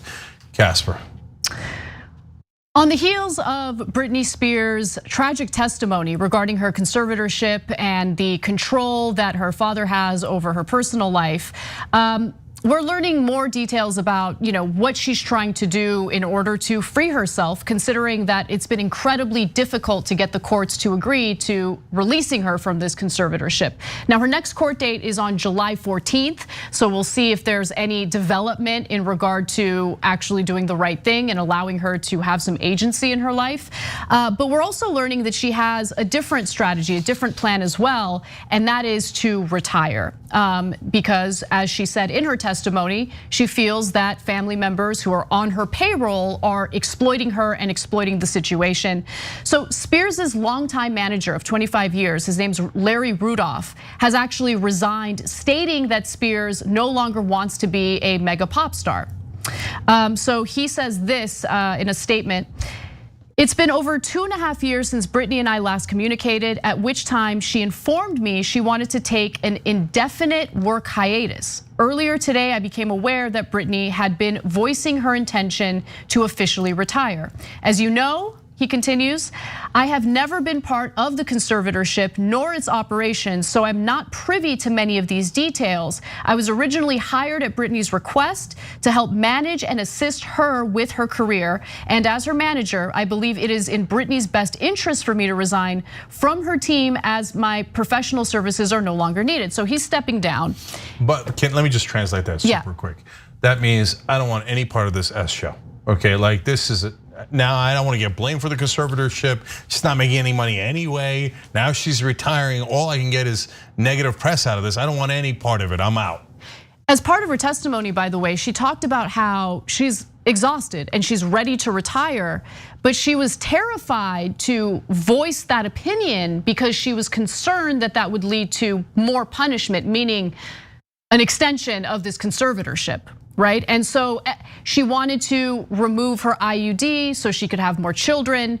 But under a conservatorship, the person who's controlling you essentially gets to decide whether or not that IUD comes out. And they decided against it. I mean, that's how insane this story is. And she was placed under conservatorship under her father, Jamie Spears, back in 2008. And listen, she was clearly going through something very serious in 2008. So while I could understand the arguments in favor of it early on. It's now been many, many years, and she has proven herself to be a responsible adult who deserves her own freedom. Yeah, we were just talking about this during the break. You know what? This is a good opportunity to throw this in. I want to apologize to Britney Spears. So do I. Yeah, because what we were talking about during the break is who could have withstood that kind of scrutiny? Like back when she was the mega star, and remember when she shaved her head? I don't remember what I said about it, but I guarantee you it wasn't great, right? And so there's a lot of people looking and going, haha. And I hope we've matured here. I think we've matured, and that's and by the way, the other thing that happened in the meanwhile is that we've received tremendous pressure throughout the years, right? So, but nothing like Britney. The whole world was looking at her and judging her and judging her and judging her. Now, having dealt with a fraction of that, right? Sorry, like for everything, really. And in this case, there's something weird here. There's something inexplicable. Like, why would you keep her in that? Like, sometimes you have to put people in conservatorship. It's true, because sometimes they could be a danger to themselves, et cetera, right? So it's not an easy black and white thing. Okay, oh, you put everybody, you put nobody. No, but in this case, she seems to have every sign of sanity here. She's saying, please, for God's sake, let me out. And she's asking super reasonable requests. I didn't watch the documentary or anything, but just looking at the news, I don't get it. Why did the judge say no? It doesn't make any sense to me. Yeah. So if things appear to be what they are on the surface, and they do a whole documentary, by the way, I should say, and the family doesn't respond at all. It seems like to me, right? Like now maybe they're trying to protect Britney. That sounds less likely these days, right? But if people are saying, hey, you're malicious and you're terrible and you're robbing your own daughter blind, et cetera, you might come out and say, you know what, guys? On Thursday, this happened, right? And I love my daughter and I hate that it happened. But you see why I can't let go of the conservatorship? Because I'm worried about her, right? But none of that, as far as I've seen, none of that, right? Right. And so then I'm confounded by why they haven't freed her yet. Well, that might be coming soon. So I'll give you the details in just a second. But before I forget, I do want to go back to an important point you made regarding the treatment of Britney Spears back in 2008, right? Back when she was placed under conservatorship. You know, I did watch that documentary about this whole situation, and you don't notice it because society and culture does change slowly, and it happens when you're not really paying close attention to it. But going back and watching the way that she was interviewed, right? There's this infamous Diane Sawyer part of the documentary where she's interviewing Britney Spears and honestly, essentially just shaming her for being too risque, for dressing provocatively, for being scantily clad. But remember, at the same time, the industry demanded that of her.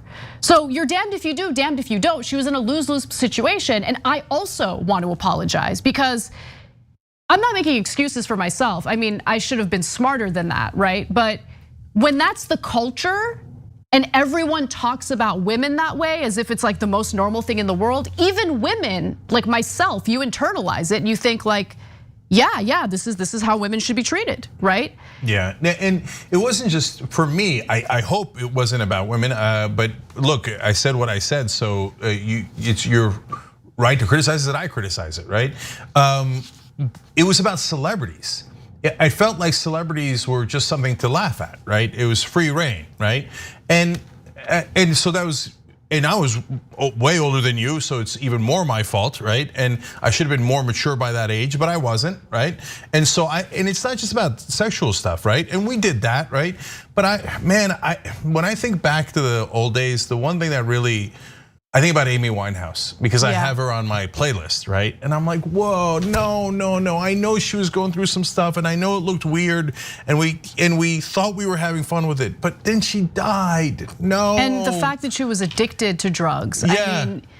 I mean, media decided to victimize her as a result of her addiction, and yeah, it was disgusting, absolutely disgusting. So I want to give you some more details on the story though, because as I mentioned, July 14th is the next court date. I'm hoping that the courts make the right decision here, but following her testimony, there were other members of her team that decided to jump ship because of how disgusting this conservatorship is and the fact that she spoke out against it. So TMZ reported that Spears' court-appointed lawyer, Sam Ingram, who has represented her since she was first placed under the conservatorship in 2008, planned to file documents immediately asking to be dismissed as her counsel. This comes after the Bessemer Trust, which was appointed in November as her co-conservator of her financial affairs and her considerable estate, filed papers asking the court to approve its resignation due to changed circumstances.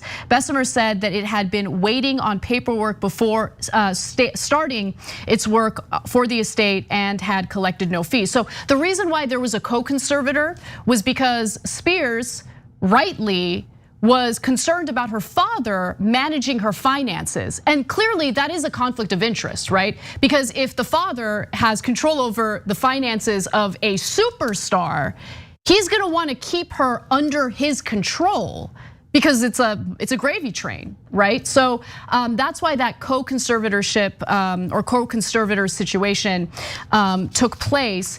And so the hope here is, following Bessemer's resignation and following all these other resignations, the courts will look at the situation and say, no, we're done with this. We're going to lift the conservatorship and give Britney the freedom that she deserves. And Jodi Montgomery will not be stepping down from her role as Britney Spears' conservator, saying that the pop singer has asked her to stay on. So a lawyer for Jodi Montgomery says this: Miss Montgomery has no plans to step down as Miss Spears' temporary conservator of the person. She remains committed to steadfastly supporting Miss Spears in every way she can within the scope of her duties as a conservator of the person. Miss Spears as recently as yesterday has asked Montgomery to continue to serve. Montgomery will continue to serve as conservator as long as Spears and the courts desire her to do so. And that, I would argue, probably makes sense, because if Bessemer pulls out of this co-conservator situation, well then who's managing her finances while we wait for the courts to decide what happens ultimately? Yeah, the reason I love doing the show with you guys is because you make great points, and I'm really glad I read this in the middle. One of our members wrote in, "Don't shoot, I'm the goalkeeper." That's their name. Wrote in, Kanye West and Gary Busey have legitimate mental illnesses, and they don't need a conservator. I wonder what the difference is between them and Britney. Great question. I have no idea. That's such a great question. Kanye obviously has massive mental health issues, right? And yet no conservatorship, and let alone the things he's doing in public. My God, what is he doing with his money? You remember a couple of years back, he came out and was begging Mark Zuckerberg to give him money because he's black, and he was saying you can't let a black billionaire go bankrupt like this, or some insane diatribe like that. And nobody ever says, oh, we should get a conservatorship for him, right? But so Britney was a young woman when they put her into the conservatorship, and they just will not let her out. And look, last thing on this story is, so we talked about how we were complicit in like there's this ha-ha culture about celebrities, partly because I think we were all like had this thing that goes back to the mainstream media of they're rich, they're famous, we'll get pound them, right? That's right. And by the way, they have no political power, they have nothing, they're not gonna affect anything else, etc. So it's an easy way for a so-called journalist to look tough by going after Britney Spears. I always remember Mike Wallace just devastating Ricky Williams, a random NFL player who had done a little bit of marijuana, etc. And I remember him being really, like, he was supposed to be so tough, but I also watched a whole bunch of interviews when I respected him, and I'm like, man, he went really soft there on politicians, businessmen, and then Ricky Williams, he just obliterated. Why? Because Ricky Williams has no power, right? And Britney had no power, and so we were all guilty of that. But the last set of people who were guilty, in a lot of these instances, and here again, the courts are hiding all of the evidence, so it's so hard to tell. I don't want to, maybe the family has some points and we just have never, ever seen them, right? But anyways, it's usually the family members and the friends. So there's a story of the guy who started, I think, Zappos. And in that case, the family and friends became enablers. Because once somebody has an obscene amount of money, the worst kind of people circle around them. Right? And so not the best family members, not the best friends, but usually the worst. And so they either enable drug habits, et cetera, or they find a way to capture, in this case, quite literally, right, through the courts, and then siphon off the money. And so, man, be careful what you wish for. Money is a hell of a thing, and it really pollutes so many people. So, but if things are as they appear to be, for God's sake, free Britney Spears. We got to take a break. When we come back, Sean Spicer has some thoughts about patriotism during a women's soccer match. We'll be right back.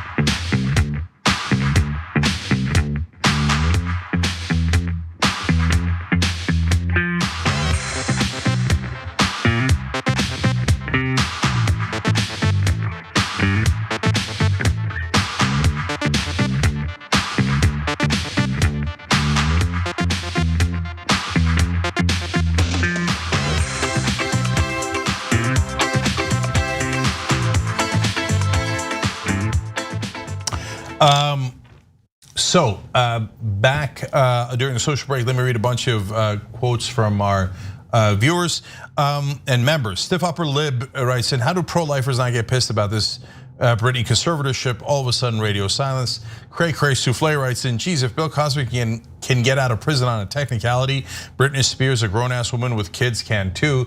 Yeah, I don't understand. I mean, like, I get the technicality that Cosby got off on, but it is a technicality, right? And Cosby's free, but Britney isn't. It's just madness. In the story of the innocent guy getting pulled over, Wellington Smith said, why does the victim, the driver, have to say please and thank you? No, the cop should apologize publicly. No, never. Cops are always right, and no matter what you do to them, you have to be super polite, otherwise they might kill you. Jam writes in about the New Jersey racist guy. LOL, the audacity of this guy was so extreme that the cop had to take a step back and actually side with the black guy for once. Kind of, but if you notice, he said, Cagney, what are you doing? Oh, like we're old friends, right? He seemed like a very pleasant guy, the cop did, and he didn't do anything wrong in overall, but you got a sense of the relationship between the cops in general and this guy they know to be a thug in the neighborhood. Yeah, Cagney's his middle name, so yeah, I mean, come on. If you have look, are there thugs of different races? Of course. If you had a non-white thug in the neighborhood going around and bossing, like bullying people, do you think the cops might treat him differently? You know it, everybody knows it. I don't care how right-wing you are, you know it, right? All right, Daniel Dunkley just joined by hitting the join button below on YouTube. Thank you, Daniel, it's great to have you with us. Forrest Dudley wrote in on YouTube Super Chat, last night I dreamt that Nina had won and was making a speech on the floor pointing at each of the corporate Dems and addressing them as corporate representatives. I woke up and cried because I wanted it to be real so badly. Well, Forrest, me too, brother, me too. We're trying to make it happen. NinaTurner.com/hello. By the way, they are now outspending her on television 4-1. Every corporate Democrat has piled in, including Jim Clyburn. Jim Clyburn, we're all supposed to respect him, and as he obliterates one progressive after another. No, I don't. Before he's hid behind, I am a senior African American. I take tons of corporate money and all that, but you can't criticize me for it. And here I'm burying Bernie Sanders, and he's white, so it doesn't matter. Well, Nina Turner's black, so what are you doing? Almost the entire congressional black caucus is fighting against her. It's insanity. She's not running against an incumbent. She's running against a no-name 12 other people. They're like, anybody but Nina. Why? Because they're scared to death of what you're excited about, that she might call out all of their corruption. Okay, by the way, definitely not the entire Congressional Black Caucus. Cori Bush has endorsed her, and almost all the Justice Democrats have endorsed her, and she herself is a Justice Democrat. Targum Unlimited says on Twitch, the only news sanity left in America, thanks TYT family. Thank you to you guys, you're our family.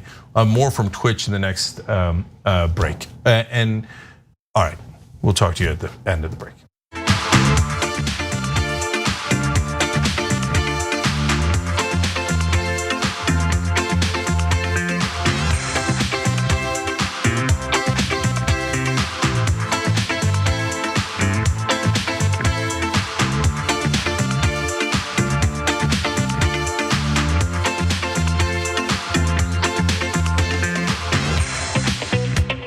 All right, back on TYT, Cenk and Anna with you guys. Law Talking Guy 12 wrote in on Twitch. Love being a TYT member on Twitch. I've been watching since 2011. Thanks for all the great content. We appreciate it. For the members today, we're gonna do a special different bonus episode. Normally we keep it lighter there. But we want to do all the news for you guys today in the main show. In the bonus episode, I'm going to be addressing Glenn Greenwald's vicious, completely and utterly unfounded attack against Anna. And all the members will get to see that first, of course. We'll make it public for everybody later because it's important. And it turns out he's not a journalist. He's just anymore. At least. I mean, he used to. I thought he was a great journalist, but now I'm questioning everything because he hides actual evidence on purpose. It's just grotesque. He's turned into some sort of weirdo right-wing monster. Anyway, let's do the rest of the news. All right. Sean Spicer, the former press secretary for Donald Trump, who did a pretty terrible job and had to step down pretty soon in the administration, has now decided to weigh in on culture war issues. In fact, he has decided to make false statements about the behavior of the women's national soccer team during the national anthem. Now, to set this up a little bit, just know that there was a 98-year-old World War II veteran who performed the national anthem on his harmonica. It was really impressive. We're gonna show you a little bit of it in a second. His name is Peter Dupre. He was playing the national anthem on the harmonica prior to the start of the game. And if you look at the video, some of the members appear to have their backs turned. So let's take a quick look at that video.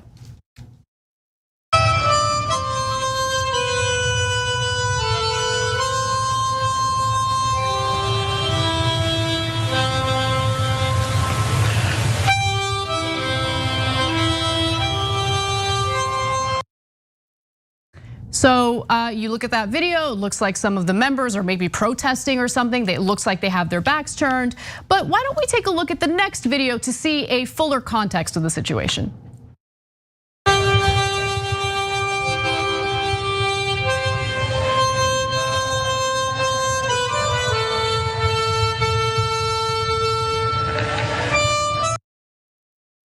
So as Raw Story reports, video from ESPN shows several team members facing forward and some facing away from Peter Dupre, but they are facing the American flag, which protocol calls for.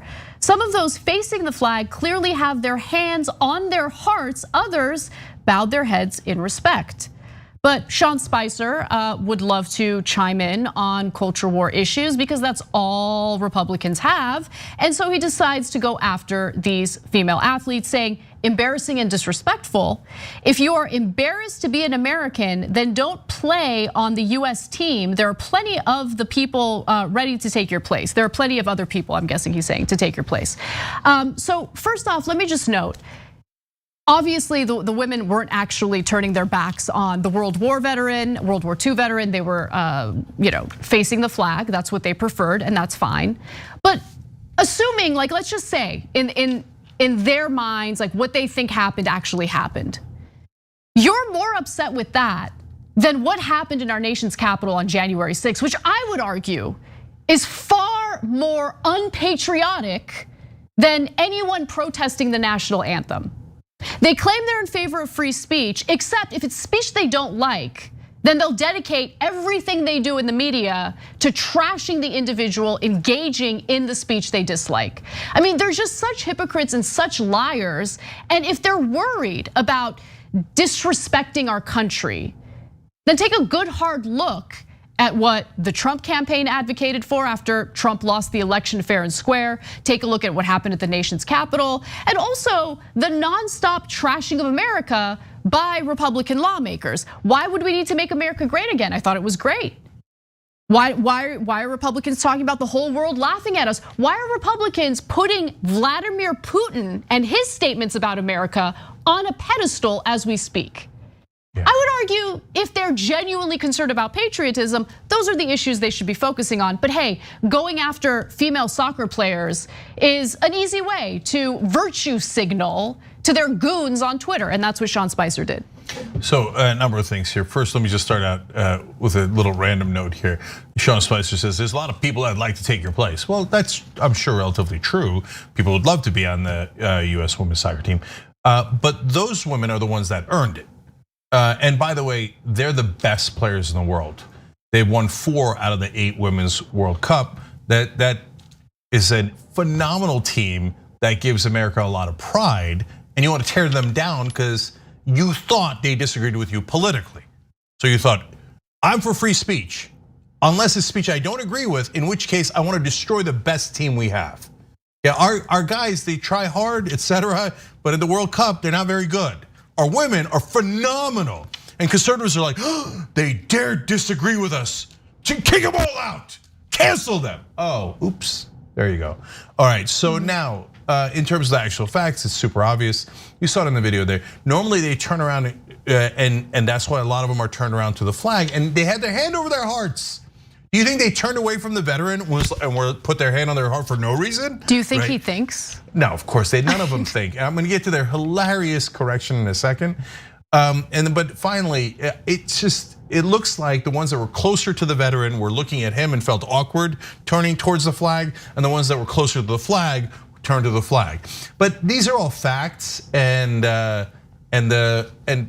conservatives don't care about facts. So that's why they're just like, oh my God, we have a social cultural issue. We're robbing everybody blind on the economic issues, but hey, let's squirrel. They didn't look at the flag. Exactly, and that's the thing, right? So it's wrong in so many different ways. First of all, demonizing people if they're engaging in speech, political speech you dislike. Demonizing people who aren't even engaging in the political speech that you're accusing them of engaging in.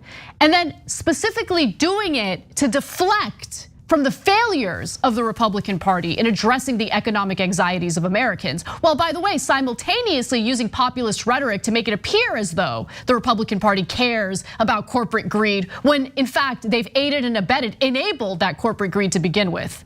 So let's be clear about that. Now, the correction. The soccer team put out a statement clarifying what really happened. To be clear, no one turned their back on the World War II veteran during tonight's anthem. Some of the US women's soccer team players were simply looking at the flag on a pole in one end of the stadium. The players all love Pete, thanked him individually after the game and signed a ball for him. And in fact, we do have a video showing that because clearly they respect him and weren't trying to be disrespectful or unpatriotic or negative in any way, shape, or form. Let's watch.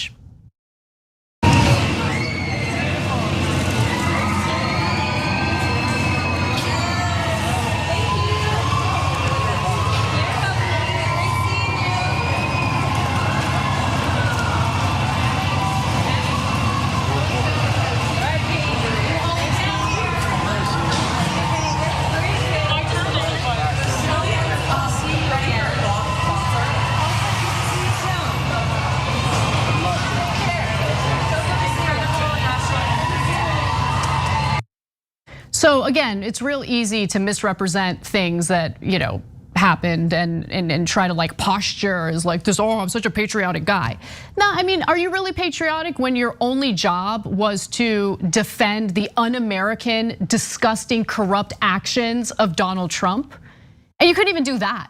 Yeah. So you see Megan Rapinoe there, they're all the stars win and stuff. So look, by the way, if they had turned their back on the flag, so what? That's a political statement. That's, in fact, you should be proud of them as Americans for using a big stage to make their political statement in any way that they want. It's their First Amendment rights. You claim you're in favor of free speech. You're all huge liars, gigantic hypocrites. You never meant any of it. But now to the correction that Breitbart did, which I found so amusing. Right? So they get busted. Now look, guys, it's so simple. They could just say, oh, yeah, we had that one wrong, but we hate other athletes, mainly black ones, who don't salute the flag, etc. Right? And that's it. And then your audience will love it. They're like, okay, mainly black people, yes, right? And you can go back to the woman who was throwing the hammer, and then she didn't want to, etc. You could just, it's so easy. No, they changed the headline from, can you believe they're facing away from the veterans, to, can you believe some of them are facing away from the flag? Oh my God. Oh, come on. Are you serious? Yes, I just saw it before we came on air. No shame. No shame, because they don't care about the truth. It's not at all important to them. So that's exactly right. All right, well, let's get to Getter. I can't believe they named this app Getter. Come on. So, Jason Miller's social media platform, Getter, is getting into trouble because it keeps getting hacked. And it keeps getting hacked because you have a circus running it and not really thinking about the potential vulnerabilities that the platform has to hackers. Now, the platform's most prominent verified users, including Steve Bannon, Mike Pompeo, and Marjorie Taylor Greene, were impacted by the latest hack, and I want to show you how. If you look at this graphic, you can see that all of their usernames or handles were changed to Judah Baghdad was here with a happy face, and then also Free Palestine. Great. So we've got, some political similarities there with the hacker, and I'm not advocating for hacking. That is a legal activity. However, the silver lining for Miller is that, hey, now you know about the vulnerabilities to your platform. Except he's kind of in denial about it. So on Monday, Judah Baghdad told Insider that although Getter fixed the initial bug, they were still able to scrape user data from individual accounts, including email addresses and birth years. When asked why he decided to target the social media platform, he said it was just for fun and that it had been easy from a technical standpoint, roughly 20 minutes of work. Jesus. That's it, 20 minutes of work. Judah Baghdad also said that he is a bounty hunter or a bounty hunter of software bugs, tracking down and reporting problematic code in exchange for a financial reward from companies like Google and Facebook. Getter has no such program, he said. Yeah, so I got mixed feelings about this story. I love the fun trolling that happened on the website. I don't like the hacking to prove a point, so I'm being a downer on that. No, but okay, so in this case, he clearly wasn't hired to find the vulnerabilities, but you know that other companies hire. No, I know. Yeah, If you're hired, of course, of course that's totally fine, right? I like the political message of Free Palestine, but anyways, and then in trolls, it's infested with trolls. If I'm against bots of any ilk, of any political persuasion, they're obviously by definition misleading, etc. And there's tons and tons of bots, and nobody ever does anything about it. I know, right? but sometimes you need the bots to defend the award-winning Assad apologists on Twitter. Duh. Well, I mean, who else can? Okay, anyways. Go ahead and cry about it. Right. But if you're a real person, if you're just, especially if you're not being malicious, so like in this case, they're putting up pictures of older gentlemen with their shirts off, right? And I don't know if they got permission from I don't know if the guy's mine. I assume they're stock pictures, right?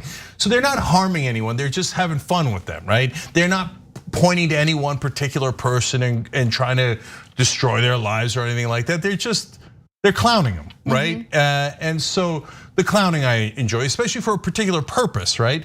So they set up, you might have seen the picture, there's an attractive woman and she's got her dress off a little bit. I told you when we covered it on Friday, instantly became the #1 account. It's not her. And then when you get to the account, there's a picture of Joe Biden and it tells you about Trump's lies. See, it doesn't attack any particular person.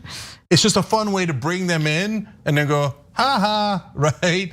So the fun, and so people go, oh, trolls are bad, trolls are good.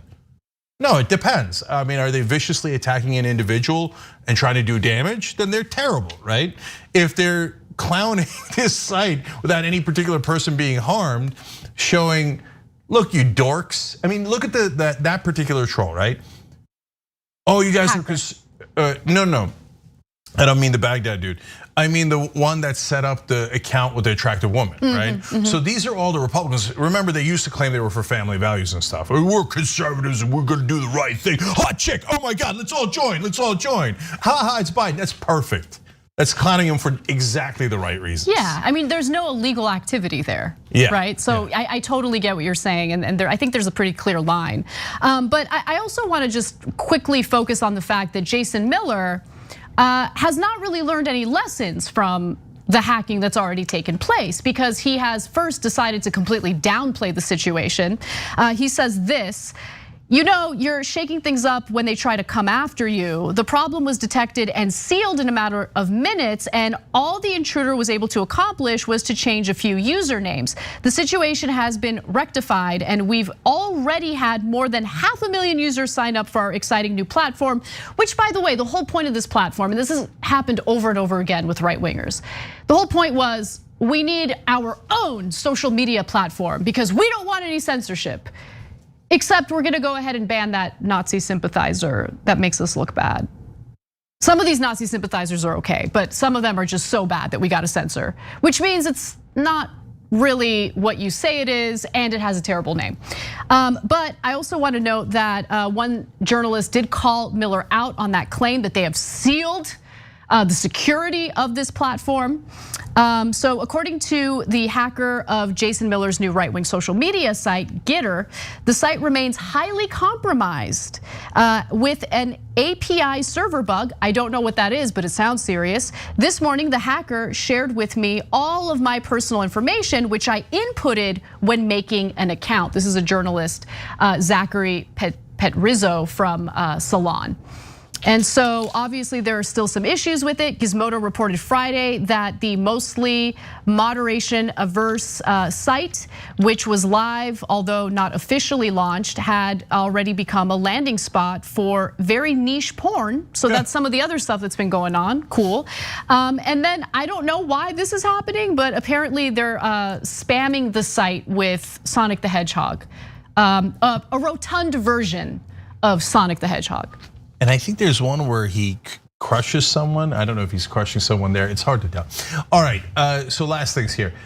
What is the point of the site? Let's just be super clear about it. The point, and then like 3 or 4 of these have popped up.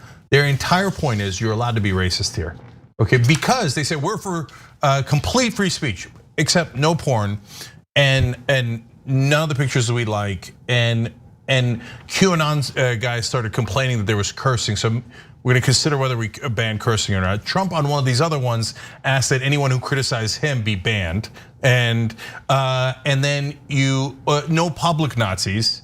If you keep the Nazism to yourself, that's fine, etc.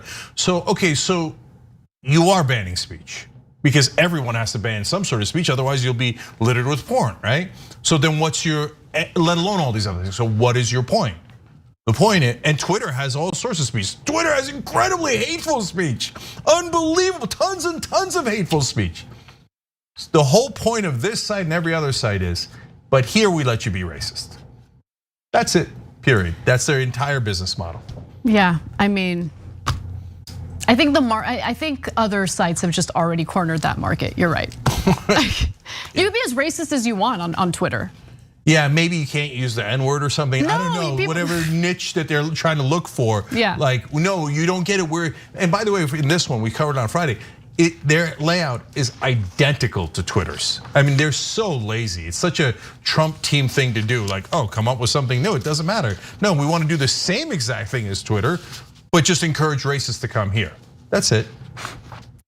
All right, we got to take a break. When we come back, Mike Lindell has decided to put a specific date on when Donald Trump will be reinstated as president. And that is terrifying considering Trump supporters expecting it and probably getting really angry if they don't get what they want. So we got that story and more when we return.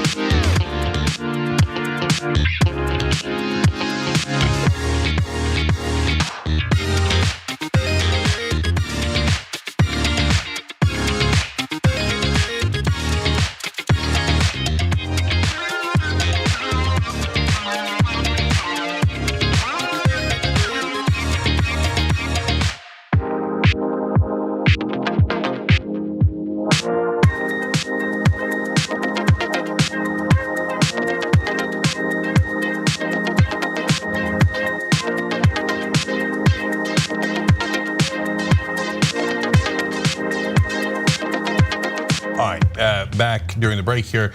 Programming notes, Wozniak is coming up at 10 o'clock Eastern tonight. That's on our show hosted by Wozniak Lambre, and it's on twitch.tv/TYT. So make sure you're checking that out. We got the bonus episode coming up for members where I'm gonna talk about Glenn Greenwald's hatchet job on us. And now let me go to our members here. Theater Goddess wrote in, how long do you think before Jen gets to do a bad Larry the Cable Guy impression and says, get her's done? So we did make that joke on Friday, but when they do inevitably go bankrupt, as with anything that is even Trump adjacent, then we'll come back and say get her's done, okay? But way to think ahead, I like it. New members, Emil Egeberg, Scott Johnson, Marcus George Lamprey, Roy Cripps, Stephanie Harris. You guys are all amazing. You allow us to do this great news program where we give you the actual news. We give you a progressive perspective, and we actually fight for change. That's why you see us doing constructive things like Wolfpack and Just Democrats and Rebellion PAC and backing Nina Turner and all the other candidates that we have backed and actually gotten into office, okay? We like to build things while others are tearing things down. Okay, now I'm going to Twitch, our lovely, awesome audience there. Daisy Dragon cheered with 500 bits. That's wonderful. Black Flash 07 cheered with 2,000 bits. Amazing. Look, whatever you guys do, we love you for it. And everybody's got different budgets, and thank you so much every time. Odin Dev, Mar Fallon, Pagan Communists all gave 100 bits. You guys are great. Dragon Song Yesy writes in on, these are all Twitch comments now. TYT's the place to be. I'm no sharp slicer, but I can't think of anywhere nicer to get the news from a more honest crew while supporting progressives like me. Hugs and love to all the dragons in TYT Army. Look, Frank, you're famous. So Frank Sharp Slicer is the one that writes the poetry on YouTube Super Chat for us. Sleeping Giant 34 writes in, 4 months in and the world's on fire. What a great day to be alive. And that's all the way back to our first story. Yeetwood Max says, me and the mini Yeet love TYT and our amazing Twitch family. Aya Shiri writes in, I look forward to the information given here. Keeps me informed. Thanks for all you do. And Vergrilli writes in, hype, hype, hype. Love you all folks and TYT and what you do for the movement. And Blood Raven writes in, keep up the great work. TYT is a beacon of light in the chaotic mess. I love all of you. We'll be back.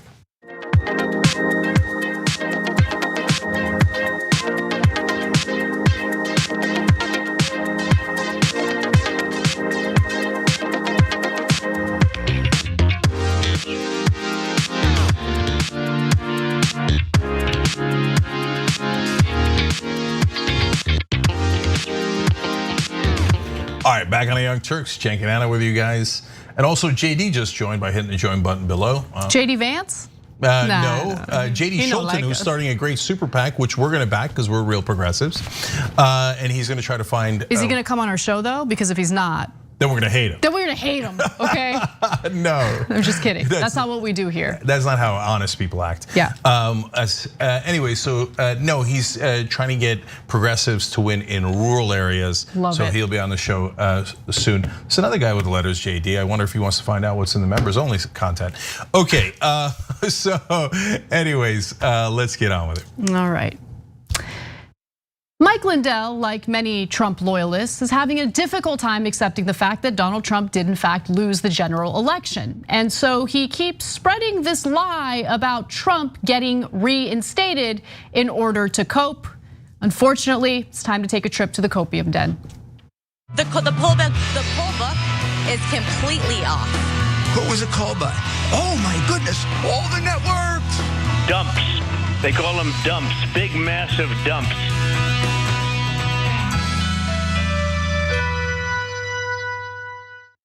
That might have been funny, but unfortunately this is a dark place, which is why we're covering this story. So speaking to Brannon Howse on a conservative platform known as WVW, Lindell claimed that there's a very specific date where Donald Trump will be reinstated as president, and this will be the talk of the world. Let's watch.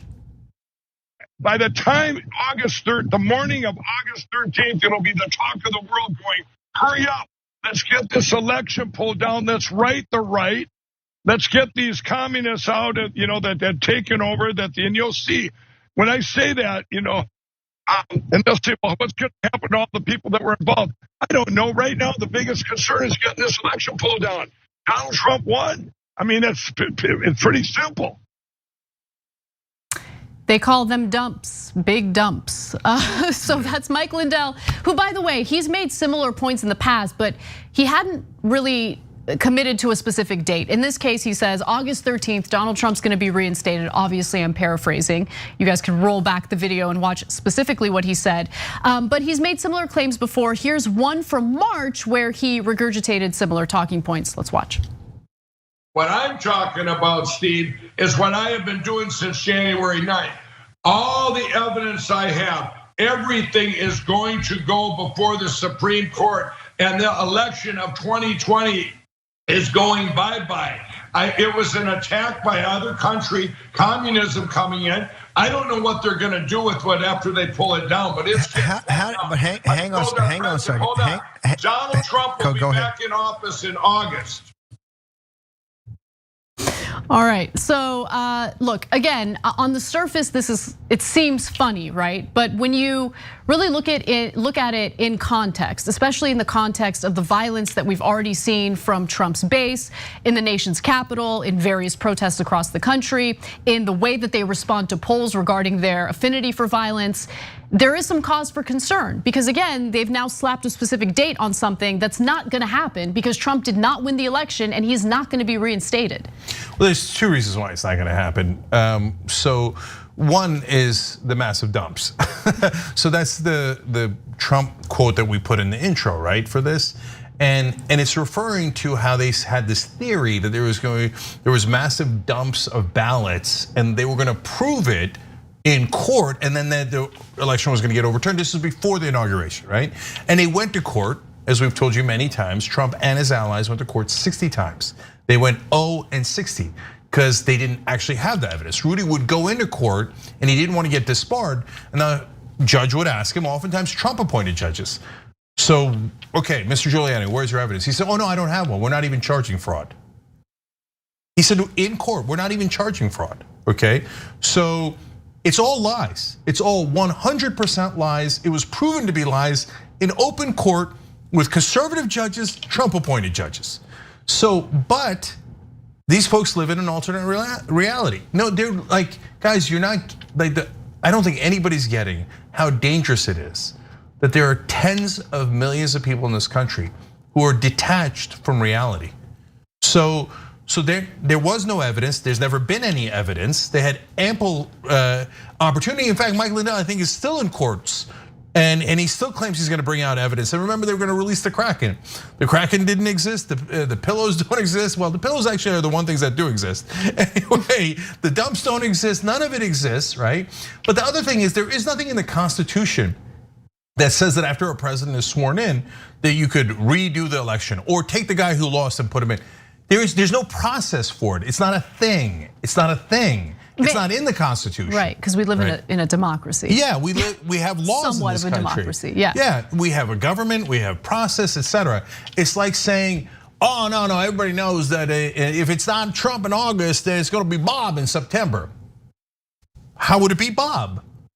I don't know. What you can put Bob in? Okay, no, your only option is violence. That's your only option because there is no legal option to put Bob or Trump in.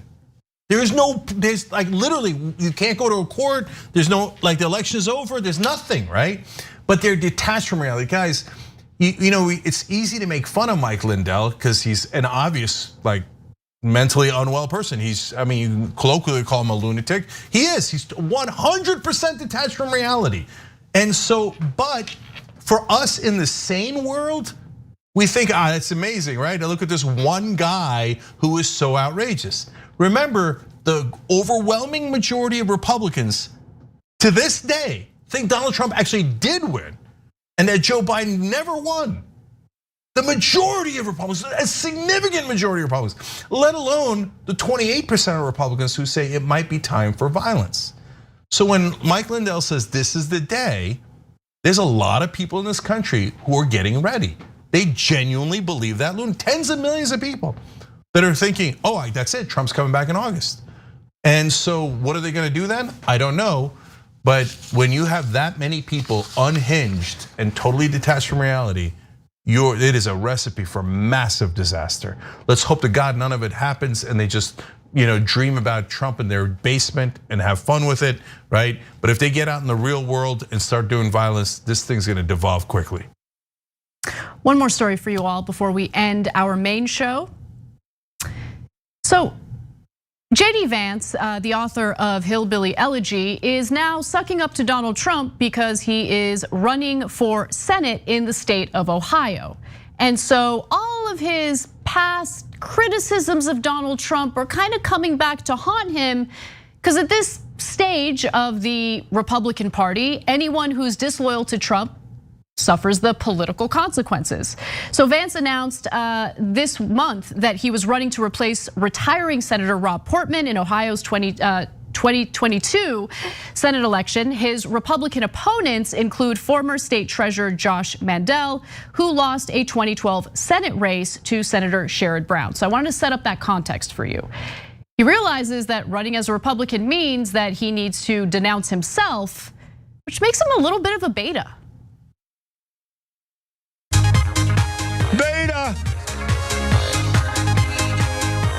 Beta male.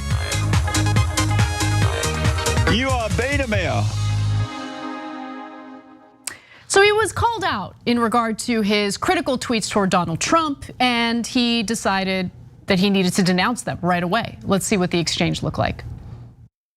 Sure, well, like a lot of people, I criticized Trump back in 2016, and I'd ask folks not to judge me based on what I said in 2016, because I've been very open about the fact that I did say those critical things, and I regret them, and I regret being wrong about the guy. I think that he was a good president. I think he made a lot of good decisions for people, and I think he took a lot of flack. And as you probably appreciate, Alicia, I've taken a lot of flack myself over the last few years for standing up for the president's voters, but also standing up for the agenda. And I think that's the most important thing, is not what you said 5 years ago, but whether you're willing to stand up and take the heat and take the hits for actually defending the interests of the American people, because that's what this business of politics should be all about. No, please don't look at my old tweets that were critical of Donald Trump. I have completely changed my mind. He was a very good president, very good president. He incited the insurrection. It was great. It was wonderful president. I mean, he stole millions of dollars from US taxpayers by funneling it into his private businesses. He was a great president. Please don't hold me accountable for my tweets that were actually correct in criticizing Donald Trump. Yeah. It's so pathetic. I mean, what people will do to degrade themselves in the search or the quest for power is disgusting. Yeah, it's good to see that it's not just the left wing that has really weak, sad apologies to people they shouldn't apologize to. So in this particular case, I have an interesting theory, right? So all these guys grovel to Donald Trump, and if they ever had said one negative thing about him, it's too late. You can't build a time machine and go back. It doesn't matter. His cult is so strong that if you once said, hey, look, he did go bankrupt once, even though that's not true, he went bankrupt 6 times. Like, how dare you state the truth? We despise you. And we'll forever despise you because it's a cult, right? You're never gonna convince a cult that their cult leader isn't correct. They're gonna come for you, that's it, you're done, right? The only way that you can get out of it, I think, is if you go over the top. So what should JD Vance have done, right? Yeah, I said that. And yeah, I had issues with Donald Trump's morality. And you know what? Look, I still question a lot of what he has done. No, it's over. Okay, no, That's hold on. I know, but he's already done. Yeah. He once criticized the dear leader. You know how these cults work, right? I do. No criticism is ever allowed, even if you say somebody's 85 to 90% right, okay? It doesn't matter, they're gonna eviscerate you anyway. So at least have some self-respect. Exactly, right? yes. So, but conservative voters respect strength. So at least give them strength. Yeah, goddamn right I said that, and I had these problems. But it turns out, if he believes this, but it turns out, hey, the guy did a stand-up job, man. He did wonderful in giving all the money to the rich. He said drain the swamp, and then he gave us more corruption. I love it. And the way that he attacked black people, Latinos all the time, I love it. I hate Latinos, right? If you give him that kind of strength, And by the way, that has at least a prayer working, because then you're distracting them with, oh, you hate Latinos and black people too. Oh, and you said it on TV. I kind of like that, right? So that would be your best chance. But this weak halfway sauce ain't gonna work. So I guess JD was nice knowing you. The only way he gets out of it is if he goes down to Donald Trump and gives him the money he made from Hillbilly Elegy or something. Literally. Yeah. And then Trump will endorse him and then he'll be back in. So those are your two options, but groveling like a poor little boy isn't gonna do it. Okay, guys, the bonus episode is about Glenn Greenwald's attacks. It's horrible and I have to address it, so I will when we return for the members.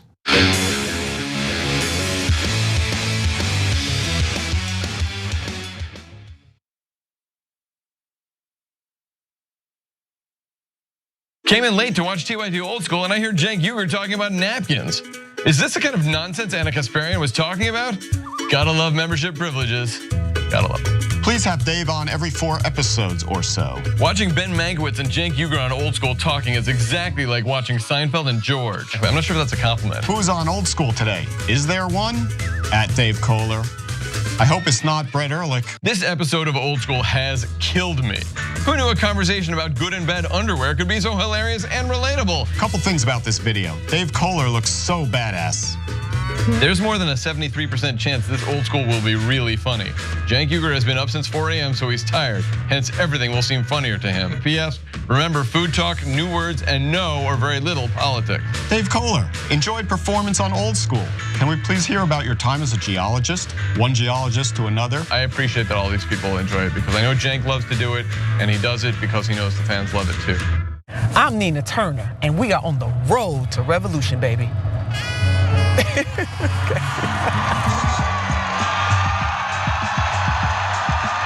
Hello, somebody. And I know sometimes people talk about the angry black woman, but I'm gonna tell you something. If you ain't mad as a mofo about what's going on here, something is wrong with you.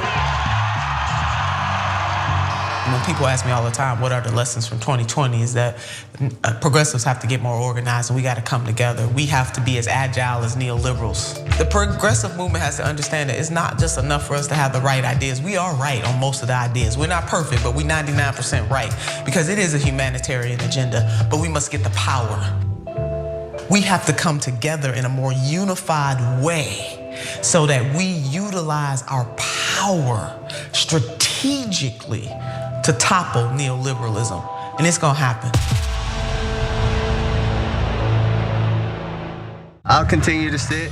I'm gonna continue to stand with the people that are being oppressed. The president labeled him a son of a bitch. I don't think it's good to be a distraction to your team. To stand proudly for the national anthem. You know, some of these people need to move to another country. Well, you shouldn't be playing, you shouldn't be there. Maybe you shouldn't be in the country. The president is put in place to amplify the racists in this country. Black men and boys are killed at an exponentially higher rate than white men and boys, as outlined by PBS. Black people are most likely to be killed by police, found mappingpoliceviolence.org. Personally, my biggest gripe is not saying how sports and politics have been attached at the hip. From the jockey syndrome, to the Negro Leagues, to Tommy Smith and John Carlos, Muhammad Ali, to modern day and everything in between. This is not an escape. It is a reflection of reality and a reflection of the times.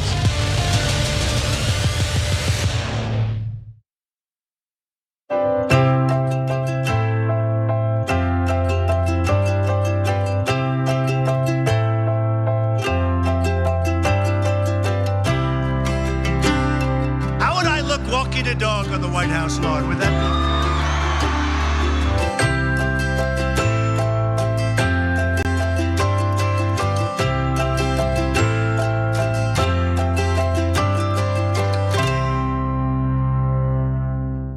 Everything that we've accomplished over the years is because of our members who've allowed us to remain independent of corporate interests and reach 20 million followers. Now is the time to bring as many people into the progressive movement as possible. We're inviting you to be the change and help bring a community-powered progressive change machine to life. Details are at tyt.com/change. If you're a member, thank you. We need you to remain so. If you're one of the thousands of viewers out there who's not a member yet, the time has come for you to join now. We need you more than ever. tyt.com/change.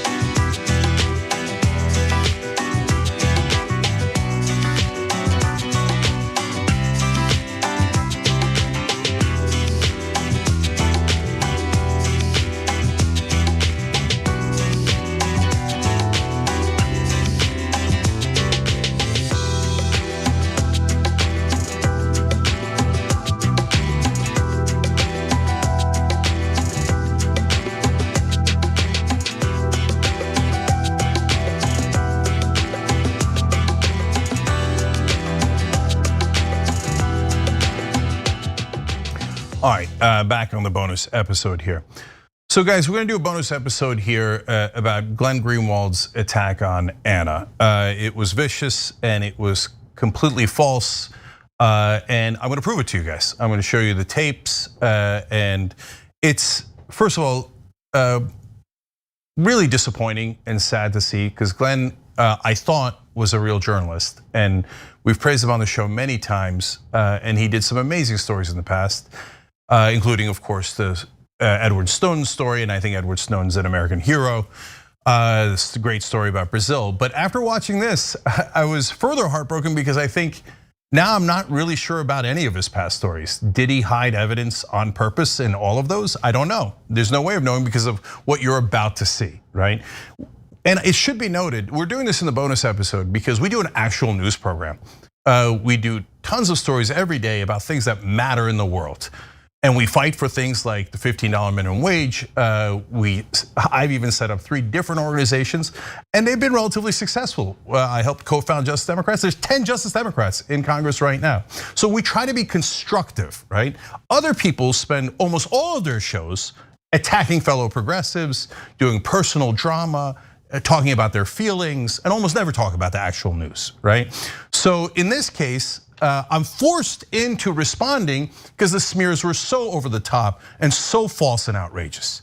So now this revolves around Jimmy Dore's claim that Anna tried to blackmail him with a DM that she sent him. So now Jimmy sexually harassed Anna while she was here, and that was all uncovered through this whole process. Now, you're gonna see that with your own eyes in a second, but I need you to know that context. So when Anna says, and at that point, Anna sends the DM when Jimmy's already attacking her personally. And by the way, we're gonna show you a clip of that later as well, so you'll see that evidence. And so Anna's super frustrated because they keep calling her these outrageous things that she's paid off by NATO and all these other things. And Glenn claims that he's really outraged by anyone saying that somebody is paid by someone without evidence, yet he's never asked for evidence of any of us being paid by NATO. What an insane, absurd charge. But as long as it's his friends and his buddies that he wants to advocate for, there's completely different standards, right? So in the midst of that frustration, Anna sends a DM, and now they've characterized it as blackmail. And I want to actually read the end of that DM for you guys so you know what the reality is, right? And it's in there, they've all put it in their videos. They read it to you guys and then they tell you something that isn't true. So let's read the end of that DM. She says, I've been holding back, letting you run your mouth nonstop as if you're some sort of warrior for what's good in the world. That is going to change. Now, in blackmail, the way that it works is, hey, I'm going to do something unless you give me something. You give me a duffel bag full of money in a parking lot, or you do this, or you do that, or you don't do something. It's an ultimatum, right? Here, there's no ultimatum. She says, I'm gonna do it, right? There's no like, oh, okay, maybe not, maybe this. If you do this, then I won't do that. No, she says, I'm mad because you are pretending to be a warrior for good, when in reality, I know because of my personal experience that you're a dirtbag. So I'm gonna let people know you're a dirtbag because that's who you are, because you're going out there and attacking me personally. This has nothing to do with politics anymore. You're saying I'm paid off by nefarious people, all these different things, and including sexual attacks, etc., as you're about to see, right? So I'm mad and I'm telling you, okay, if you're gonna attack us, then I'm finally, I've been holding, and we did, guys. We held for so long, and we only do these segments after they go for a month straight. Finally we'll correct the record because we have a news program to do, right? So she says that. So as you can see, already out of the gate, the idea of blackmail is absurd. It's totally absurd. It's not true on the facts as we start. Okay, now let's get to Glenn. So he sees that. Instead, he says this. You see what she did there? Now, since this DM was sent, Jimmy anticipatorily went and showed his audience this threat, which is what this is, that she sent him. A threat that she's going to accuse him of sexual harassment. No, that's not what happened at all. And there's no anticipatory anything. Jimmy just came out and admitted that he did it, right? And by the way, some of the things he said in that account were not even true. So Anna wasn't gonna say that, okay? And so she said, if you're saying personal things, I'm allowed to say personal things. And he's like, oh yeah, I'll tell you all the sexual harassment I already did. So instantly, Glenn starts out with a totally wild and incorrect way of phrasing it and characterizing it. So then he goes on and says this. He gave his own version of events about what happened. She then went on her own program and made good on her threat. But wait a minute, Jimmy already said he did it. So what do you mean made good on her threat? It's already public for the whole world to see. Almost every show's talked about it that's in this progressive sphere, unfortunately, right?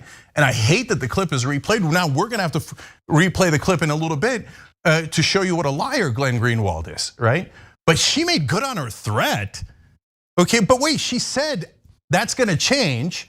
So where's the thread? Where's the part where she says, hey, I don't like your political opinions. If you don't stop, then I will do this. No, Jimmy just goes out and goes, oh, you're gonna attack me? I caught feelings. Oh, that's it, everybody, all my cult, go out and tell everybody I caught feelings, right? So I'll tell you already, I'm a sexual harasser, right? And then Glenn takes that and goes, oh, you see how Anna is the one who did the threat and then carried out the threat. But Glenn, you left out the part where Jimmy already admitted it, but wait, it gets way worse. Here's more. I have no idea what took place back in 2014 when they were working together because I wasn't there. But here's what so I can't comment on whether anyone did anything wrong back then. You have no idea what took place, and you can't tell if anyone did anything wrong. All right, well, this is the clip that everyone has already seen. It's inconceivable that Glenn didn't see it, and if he chose not to look at it, well, that would also be absolute negligence if you're a so-called journalist. So he couldn't tell if anybody did anything wrong. Let's watch. Anna Kasparian used to dress when I worked there unbelievably inappropriately for a newsroom. She looked like she was going to a rave. The skirt, one time she came into the newsroom with a skirt so short. It wasn't a pencil skirt, it was like a fluffy one too, but so short that she bent over in front of me and I literally saw her ass and her thong. She's wearing a thong. I literally saw it, everybody saw it. And I go, hey, Anna, nice news skirt. And everybody laughed. Like they laughed louder than I thought they would. And so it humiliated her. She got humiliated in the middle of the newsroom, and I did it. And I did it. Now, Glenn, you said, I have no idea what took place. Well, your friend, the one you're defending and hiding the evidence for, told you he did it, and he told you exactly what took place according to his own account. And you just, oh, I don't know. I don't know what happened. What am I, a journalist? I don't know. Oh, everybody's already seen the clip. Oh, I don't know what the clip is. I have no idea what took place. And by the way, there's two really important things here. One is, why is he calling it a news skirt? Because the humiliation comes in, you're not a real news person. You're just here for all the men to leer at you. That's why I looked up your skirt and had a big laugh about it. Glenn, you're not sure what happened? You're not sure if, what did he say? Whether anyone did anything wrong back then, you're not sure about it. You're a journalist, and you just saw that. He never put that clip, he never mentioned that clip anywhere in his video. He never talked about it. My God, Glenn, what else have you hid from your readers all of these years? If you're doing a story as a journalist on this, and you hide the most important evidence, what else have you hidden? So, the second part that's important about the Jimmy clip is they're still laughing. This isn't something you did wrong and you apologized for 12 years ago, 7 years ago. Oh my God, we shouldn't have said that on air. This is not an on-air thing. This is a workplace thing, okay? You do this at work, that is textbook sexual harassment. Anyone who defends that, I don't know what you are, but you're definitely not a progressive. And then, not only did you do it back then, you're still having a great time about it. He's laughing, Steph is laughing. We humiliated her. But Glenn's not sure what happened. He doesn't know at all. What is he, a journalist? No, of course not. So there's a lot more where that came from. So now Glenn now makes up something, just fabricates a fact. Let's watch. If anything, she was his boss at the Young Turks. And yet, according to her own version of events, and according to Jimmy's as well, she never once voiced a complaint about being sexually harassed by Jimmy Dore in the workplace. But wait a minute, Anna wasn't Jimmy's boss at all. So Anna's become executive producer of the show later, but I was Jimmy's boss.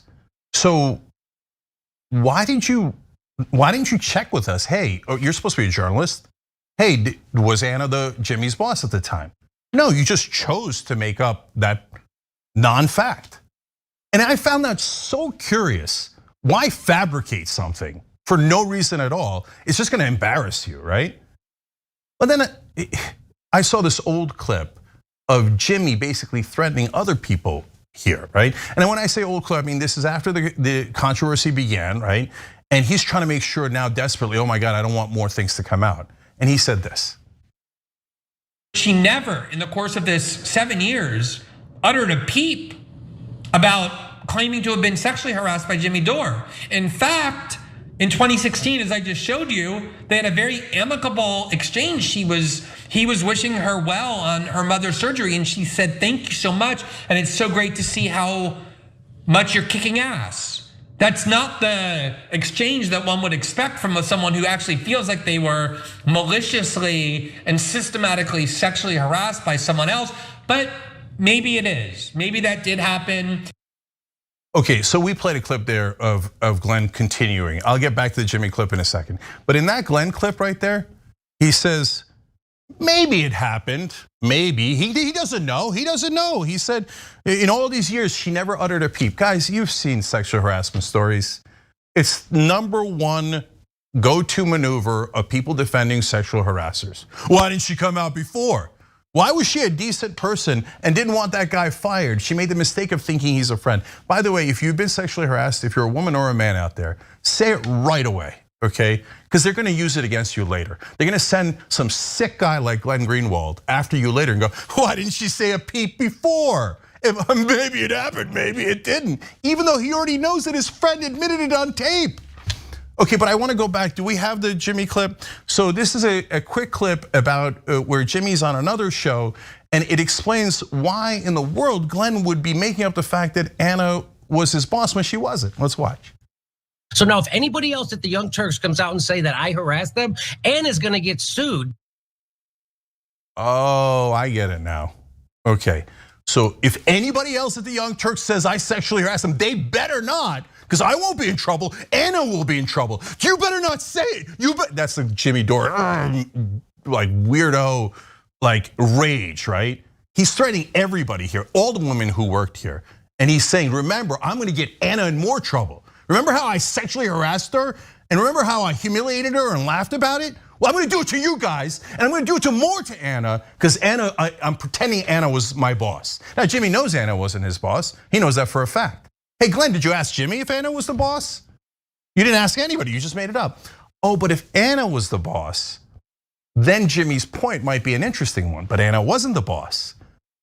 So I don't know if Glenn lied on purpose so that he could protect Jimmy from further sexual harassment claims. I don't know of any. I hope he didn't do it. I hope to God he didn't do it, but God, I don't know anything about Jimmy. I don't know anything about Glenn. I thought I knew these guys, and apparently none of us ever knew them at all. Monsters. So now, as you saw there in the earlier clip, Glenn said, she didn't speak out. It's basically, he seems like he's blaming her. He does the standard caveats in the video. I'll be way more fair than him. So in the video, he says a couple of times, it happens with women. Sometimes it happens with women that they don't say anything about sexual harassment, they come out later. But in the case of Anna, maybe it happened, maybe it didn't. What do I do? Would I watch it? No, I didn't watch it. So in case you were unaware of it, here's Jimmy again admitting. She got humiliated in the middle of the newsroom, and I did it. Glenn, you call yourself a journalist? Pathetic, absolutely pathetic. The hatchet job from a guy who I thought was a journalist in an earlier career, who now has become some weirdo right-winger. And if you say, oh, no, he's actually really left-wing, but he just happens to go on Tucker Carlson and Jimmy Dore's show, and he happens to support all these right-wing talking points. It just all happens to be, and he never happens to criticize right-wing. Hold on, I've got that for you too, because Glenn also admitted what he thinks about certain situations later in this video. But now we're gonna go back to his smears against Anna. Let's keep it going. That fact that someone doesn't come forward doesn't mean nothing happened. But what she's doing here is as grotesque as it is transparent. So it doesn't mean that it didn't happen, but you see that, but she's grotesque. Jimmy is not grotesque for all the things that you saw. Anna's grotesque. This is textbook blaming the victim. Textbook. He continues. It's basically blackmailing him, saying if you continue to criticize us, I'm gonna accuse you of sexual harassment. I already showed you that it was no such thing. But Glenn, you're supposed to be a lawyer, and I get it. You're no longer a journalist, you're an advocate, and you've decided that you're gonna advocate for this monster, Jimmy Dore. I don't know why you made that decision, I don't care, because I have no respect for you left at all. Okay, but you're a lawyer and you're doing an interesting job of advocating here. You don't know that blackmail is a very serious criminal charge, and you just said that on tape with no evidence at all. In fact, you hid the evidence of the actual sexual harassment from your audience. You see, if you're in his audience and you're a reader, understand from now on, you have no idea what Glenn didn't tell you. The overwhelming evidence that might be on the other side, but Glenn wasn't advocating for that position. He wanted to advocate for his own opinions and his perspective. And in this case, he wanted to say, well, sexual harassment, is it really that bad? I mean, but the victim is grotesque. The victim is grotesque. You just saw it with your own eyes. By the way, there are really grotesque people in the world. There's like literal Nazis in the world. They write at the Daily Stormer. So interestingly enough, they also wrote about this story. Can we put it up on the screen here? I'm sorry that we have to subject you to the headline above that as well. But remember, these are literal Nazis, and they run with the headline: Anna Kasparian blackmailing Jimmy Dore with Me Too hoax. Hoax. You saw it on tape for exposing the Young Turks pro-war agenda. We also don't have a pro-war agenda. Every part of this story is a lie. Okay, now, just because the Nazis agree with Glenn and Jimmy, and by the way, other people, it doesn't mean that Glenn and Jimmy are Nazis. We're fair. You look, Hitler was a vegetarian. That doesn't mean vegetarians are Nazis, right?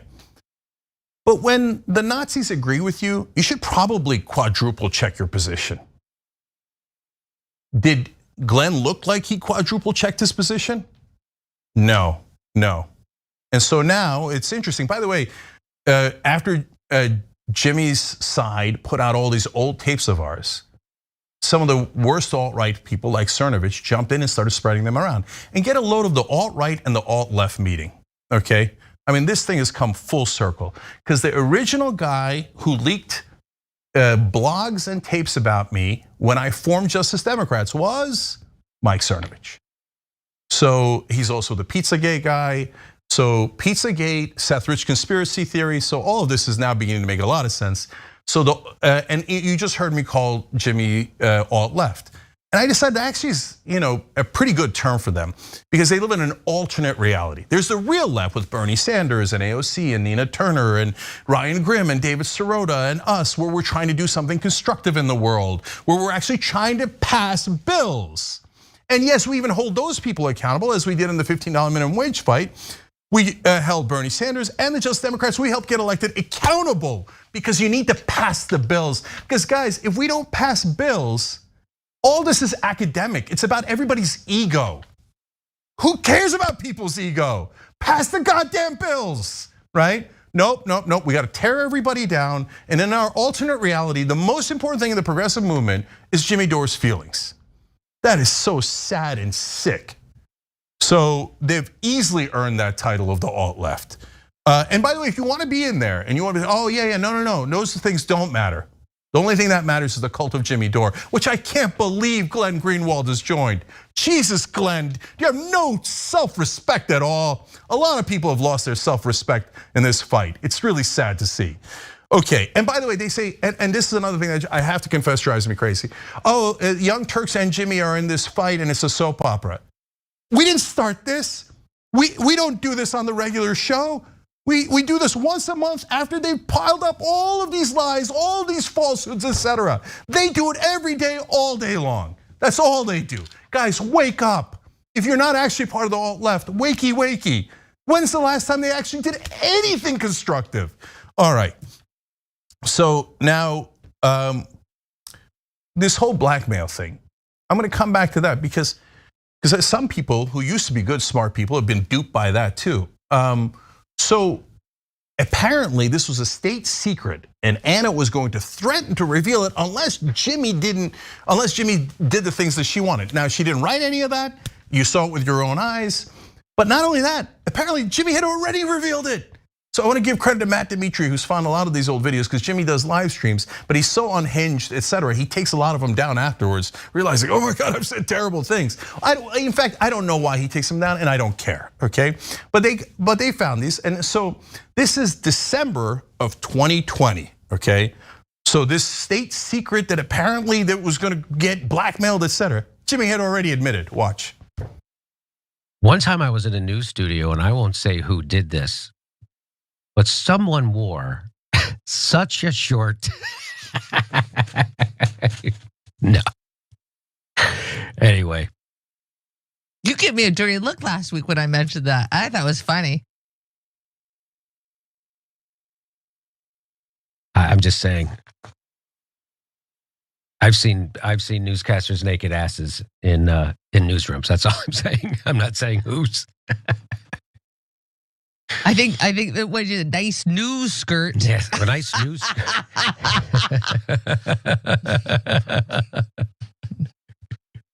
Yeah, the only thing worse than a nice news skirt is a nice news thong. A news thong. It's a news bikini. I'm doing the news in my news thong.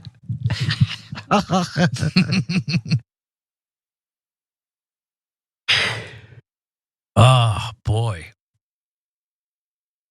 Glenn also pretended that Jimmy was a principled person who was only talking about politics. Have you ever seen Jimmy?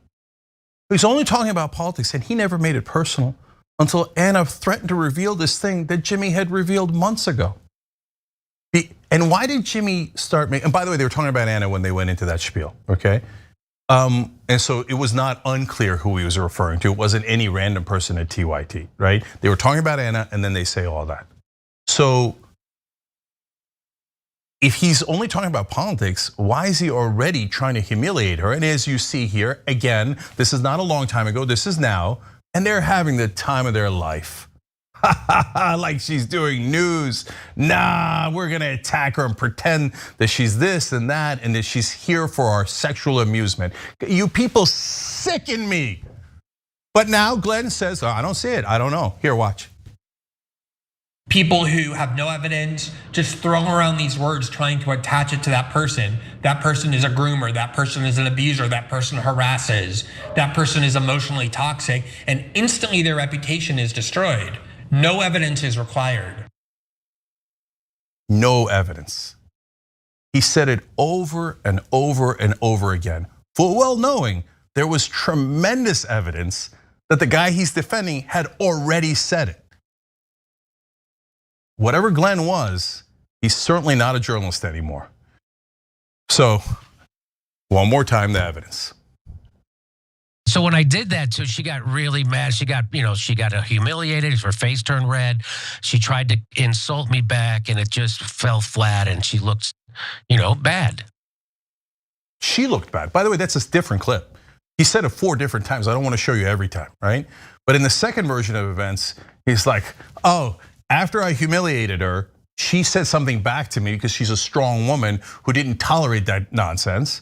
So. But it wasn't as funny as my news skirt line because I'm a comedian. By the way, where's the joke in that? Where's the news skirt joke? No, it's just to degrade someone. There's no joke other than the degradation, right? But she wasn't as funny as I think I am. By the way, let me just note for the record, I feel sick about all of this because I saw Jimmy during the break sometimes, and I thought this is just some rapport they had or something. Not just with the Ron Placones of the world, but with Steph. Yell at her that she didn't laugh at his jokes enough. And we've all seen it. The stage crew saw. We all saw it. Okay. Why didn't you laugh at my joke? People won't think it's funny if you don't laugh at it. Well, maybe it wasn't funny, Jimmy. And by the way, you'll see it going forward. The fake laughs. This is filled with nonstop fake laughs because Jimmy psychologically abuses these people. And that's why I'm mad at myself. You know, you see that? I should have fired him right away. That's not a firing offense, but I should have known. That's a bad guy. That's a bad guy. He's wonderful to us, right? Like, why? Why is he great to me? He would give me gifts and stuff because I'm the boss. But when I'm not in the room, I'm looking up people's skirts, et cetera, et cetera.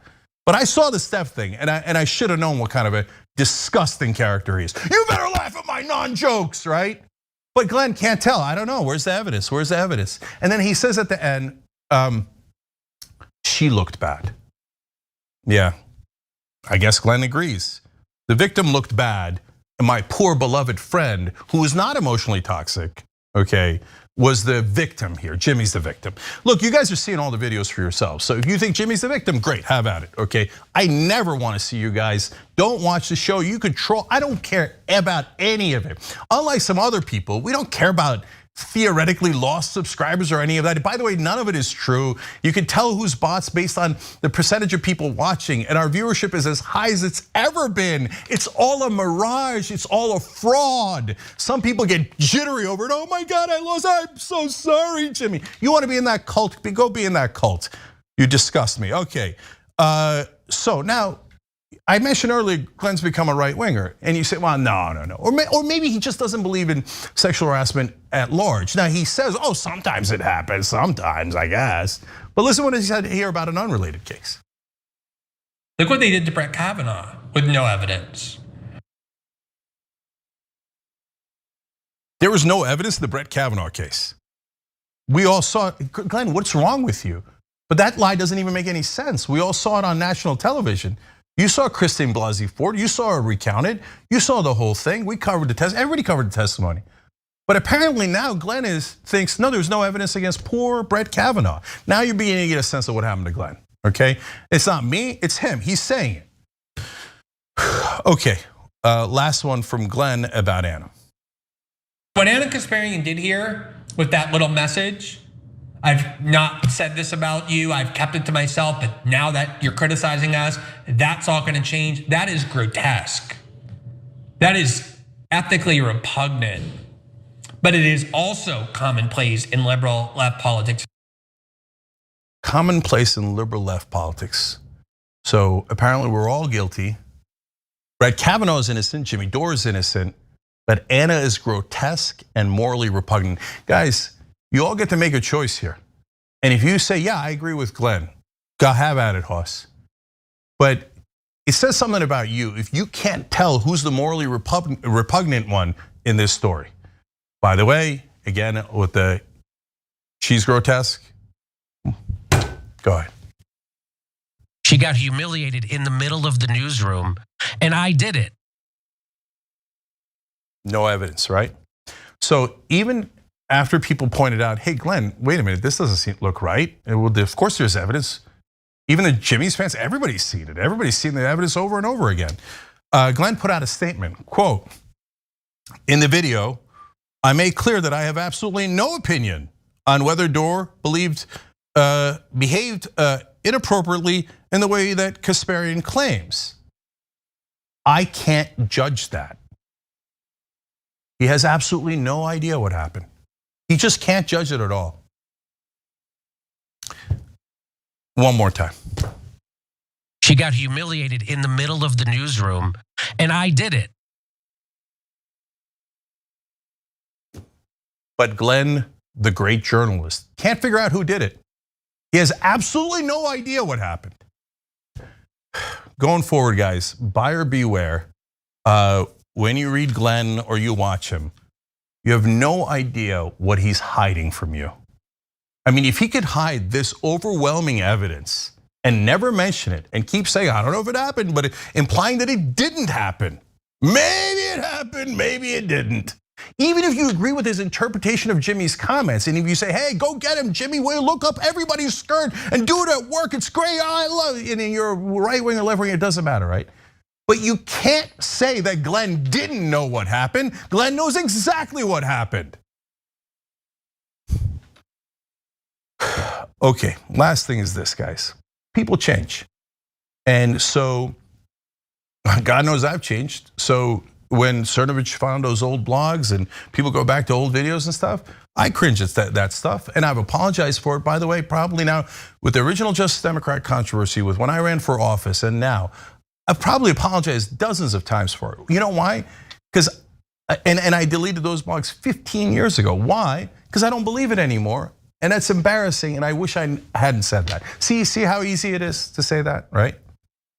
And I hope that I've changed for the better, right?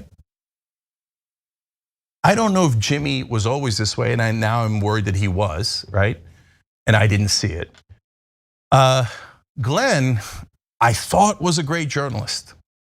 And either he wasn't, and all those old stories, I have no idea what he hid and didn't hide, right? Or he changed. Now it's up to you guys again, one last time, to make the decision. Who changed for the better? Who changed for the worse? All right, going forward, we're going to do a news show. Every day we do tons and tons of stories that you should know about. I'll give you one quick example, asset recycling. That's selling off the country piece by piece. It's an infrastructure deal. Trump wanted to do it, Biden is actually executed in the bipartisan plan. You should know about that, but I can give you dozens of examples, and we do every day on the show.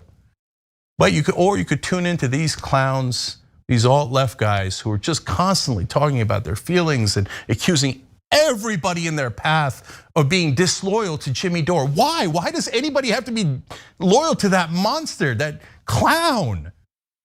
What a sad, sad state of affairs. If you're in that camp, good luck. And I believe in change. I believe in redemption, and I hope you change. But if you don't want to, that's your business. But everybody says they're always done with it, but God knows what other toxic thing they're gonna make up next. But for now, this is the end of this chapter, and it's certainly the end of any respect I had for Glenn Greenwald, who's become a very, very sad embarrassment. Young Turks.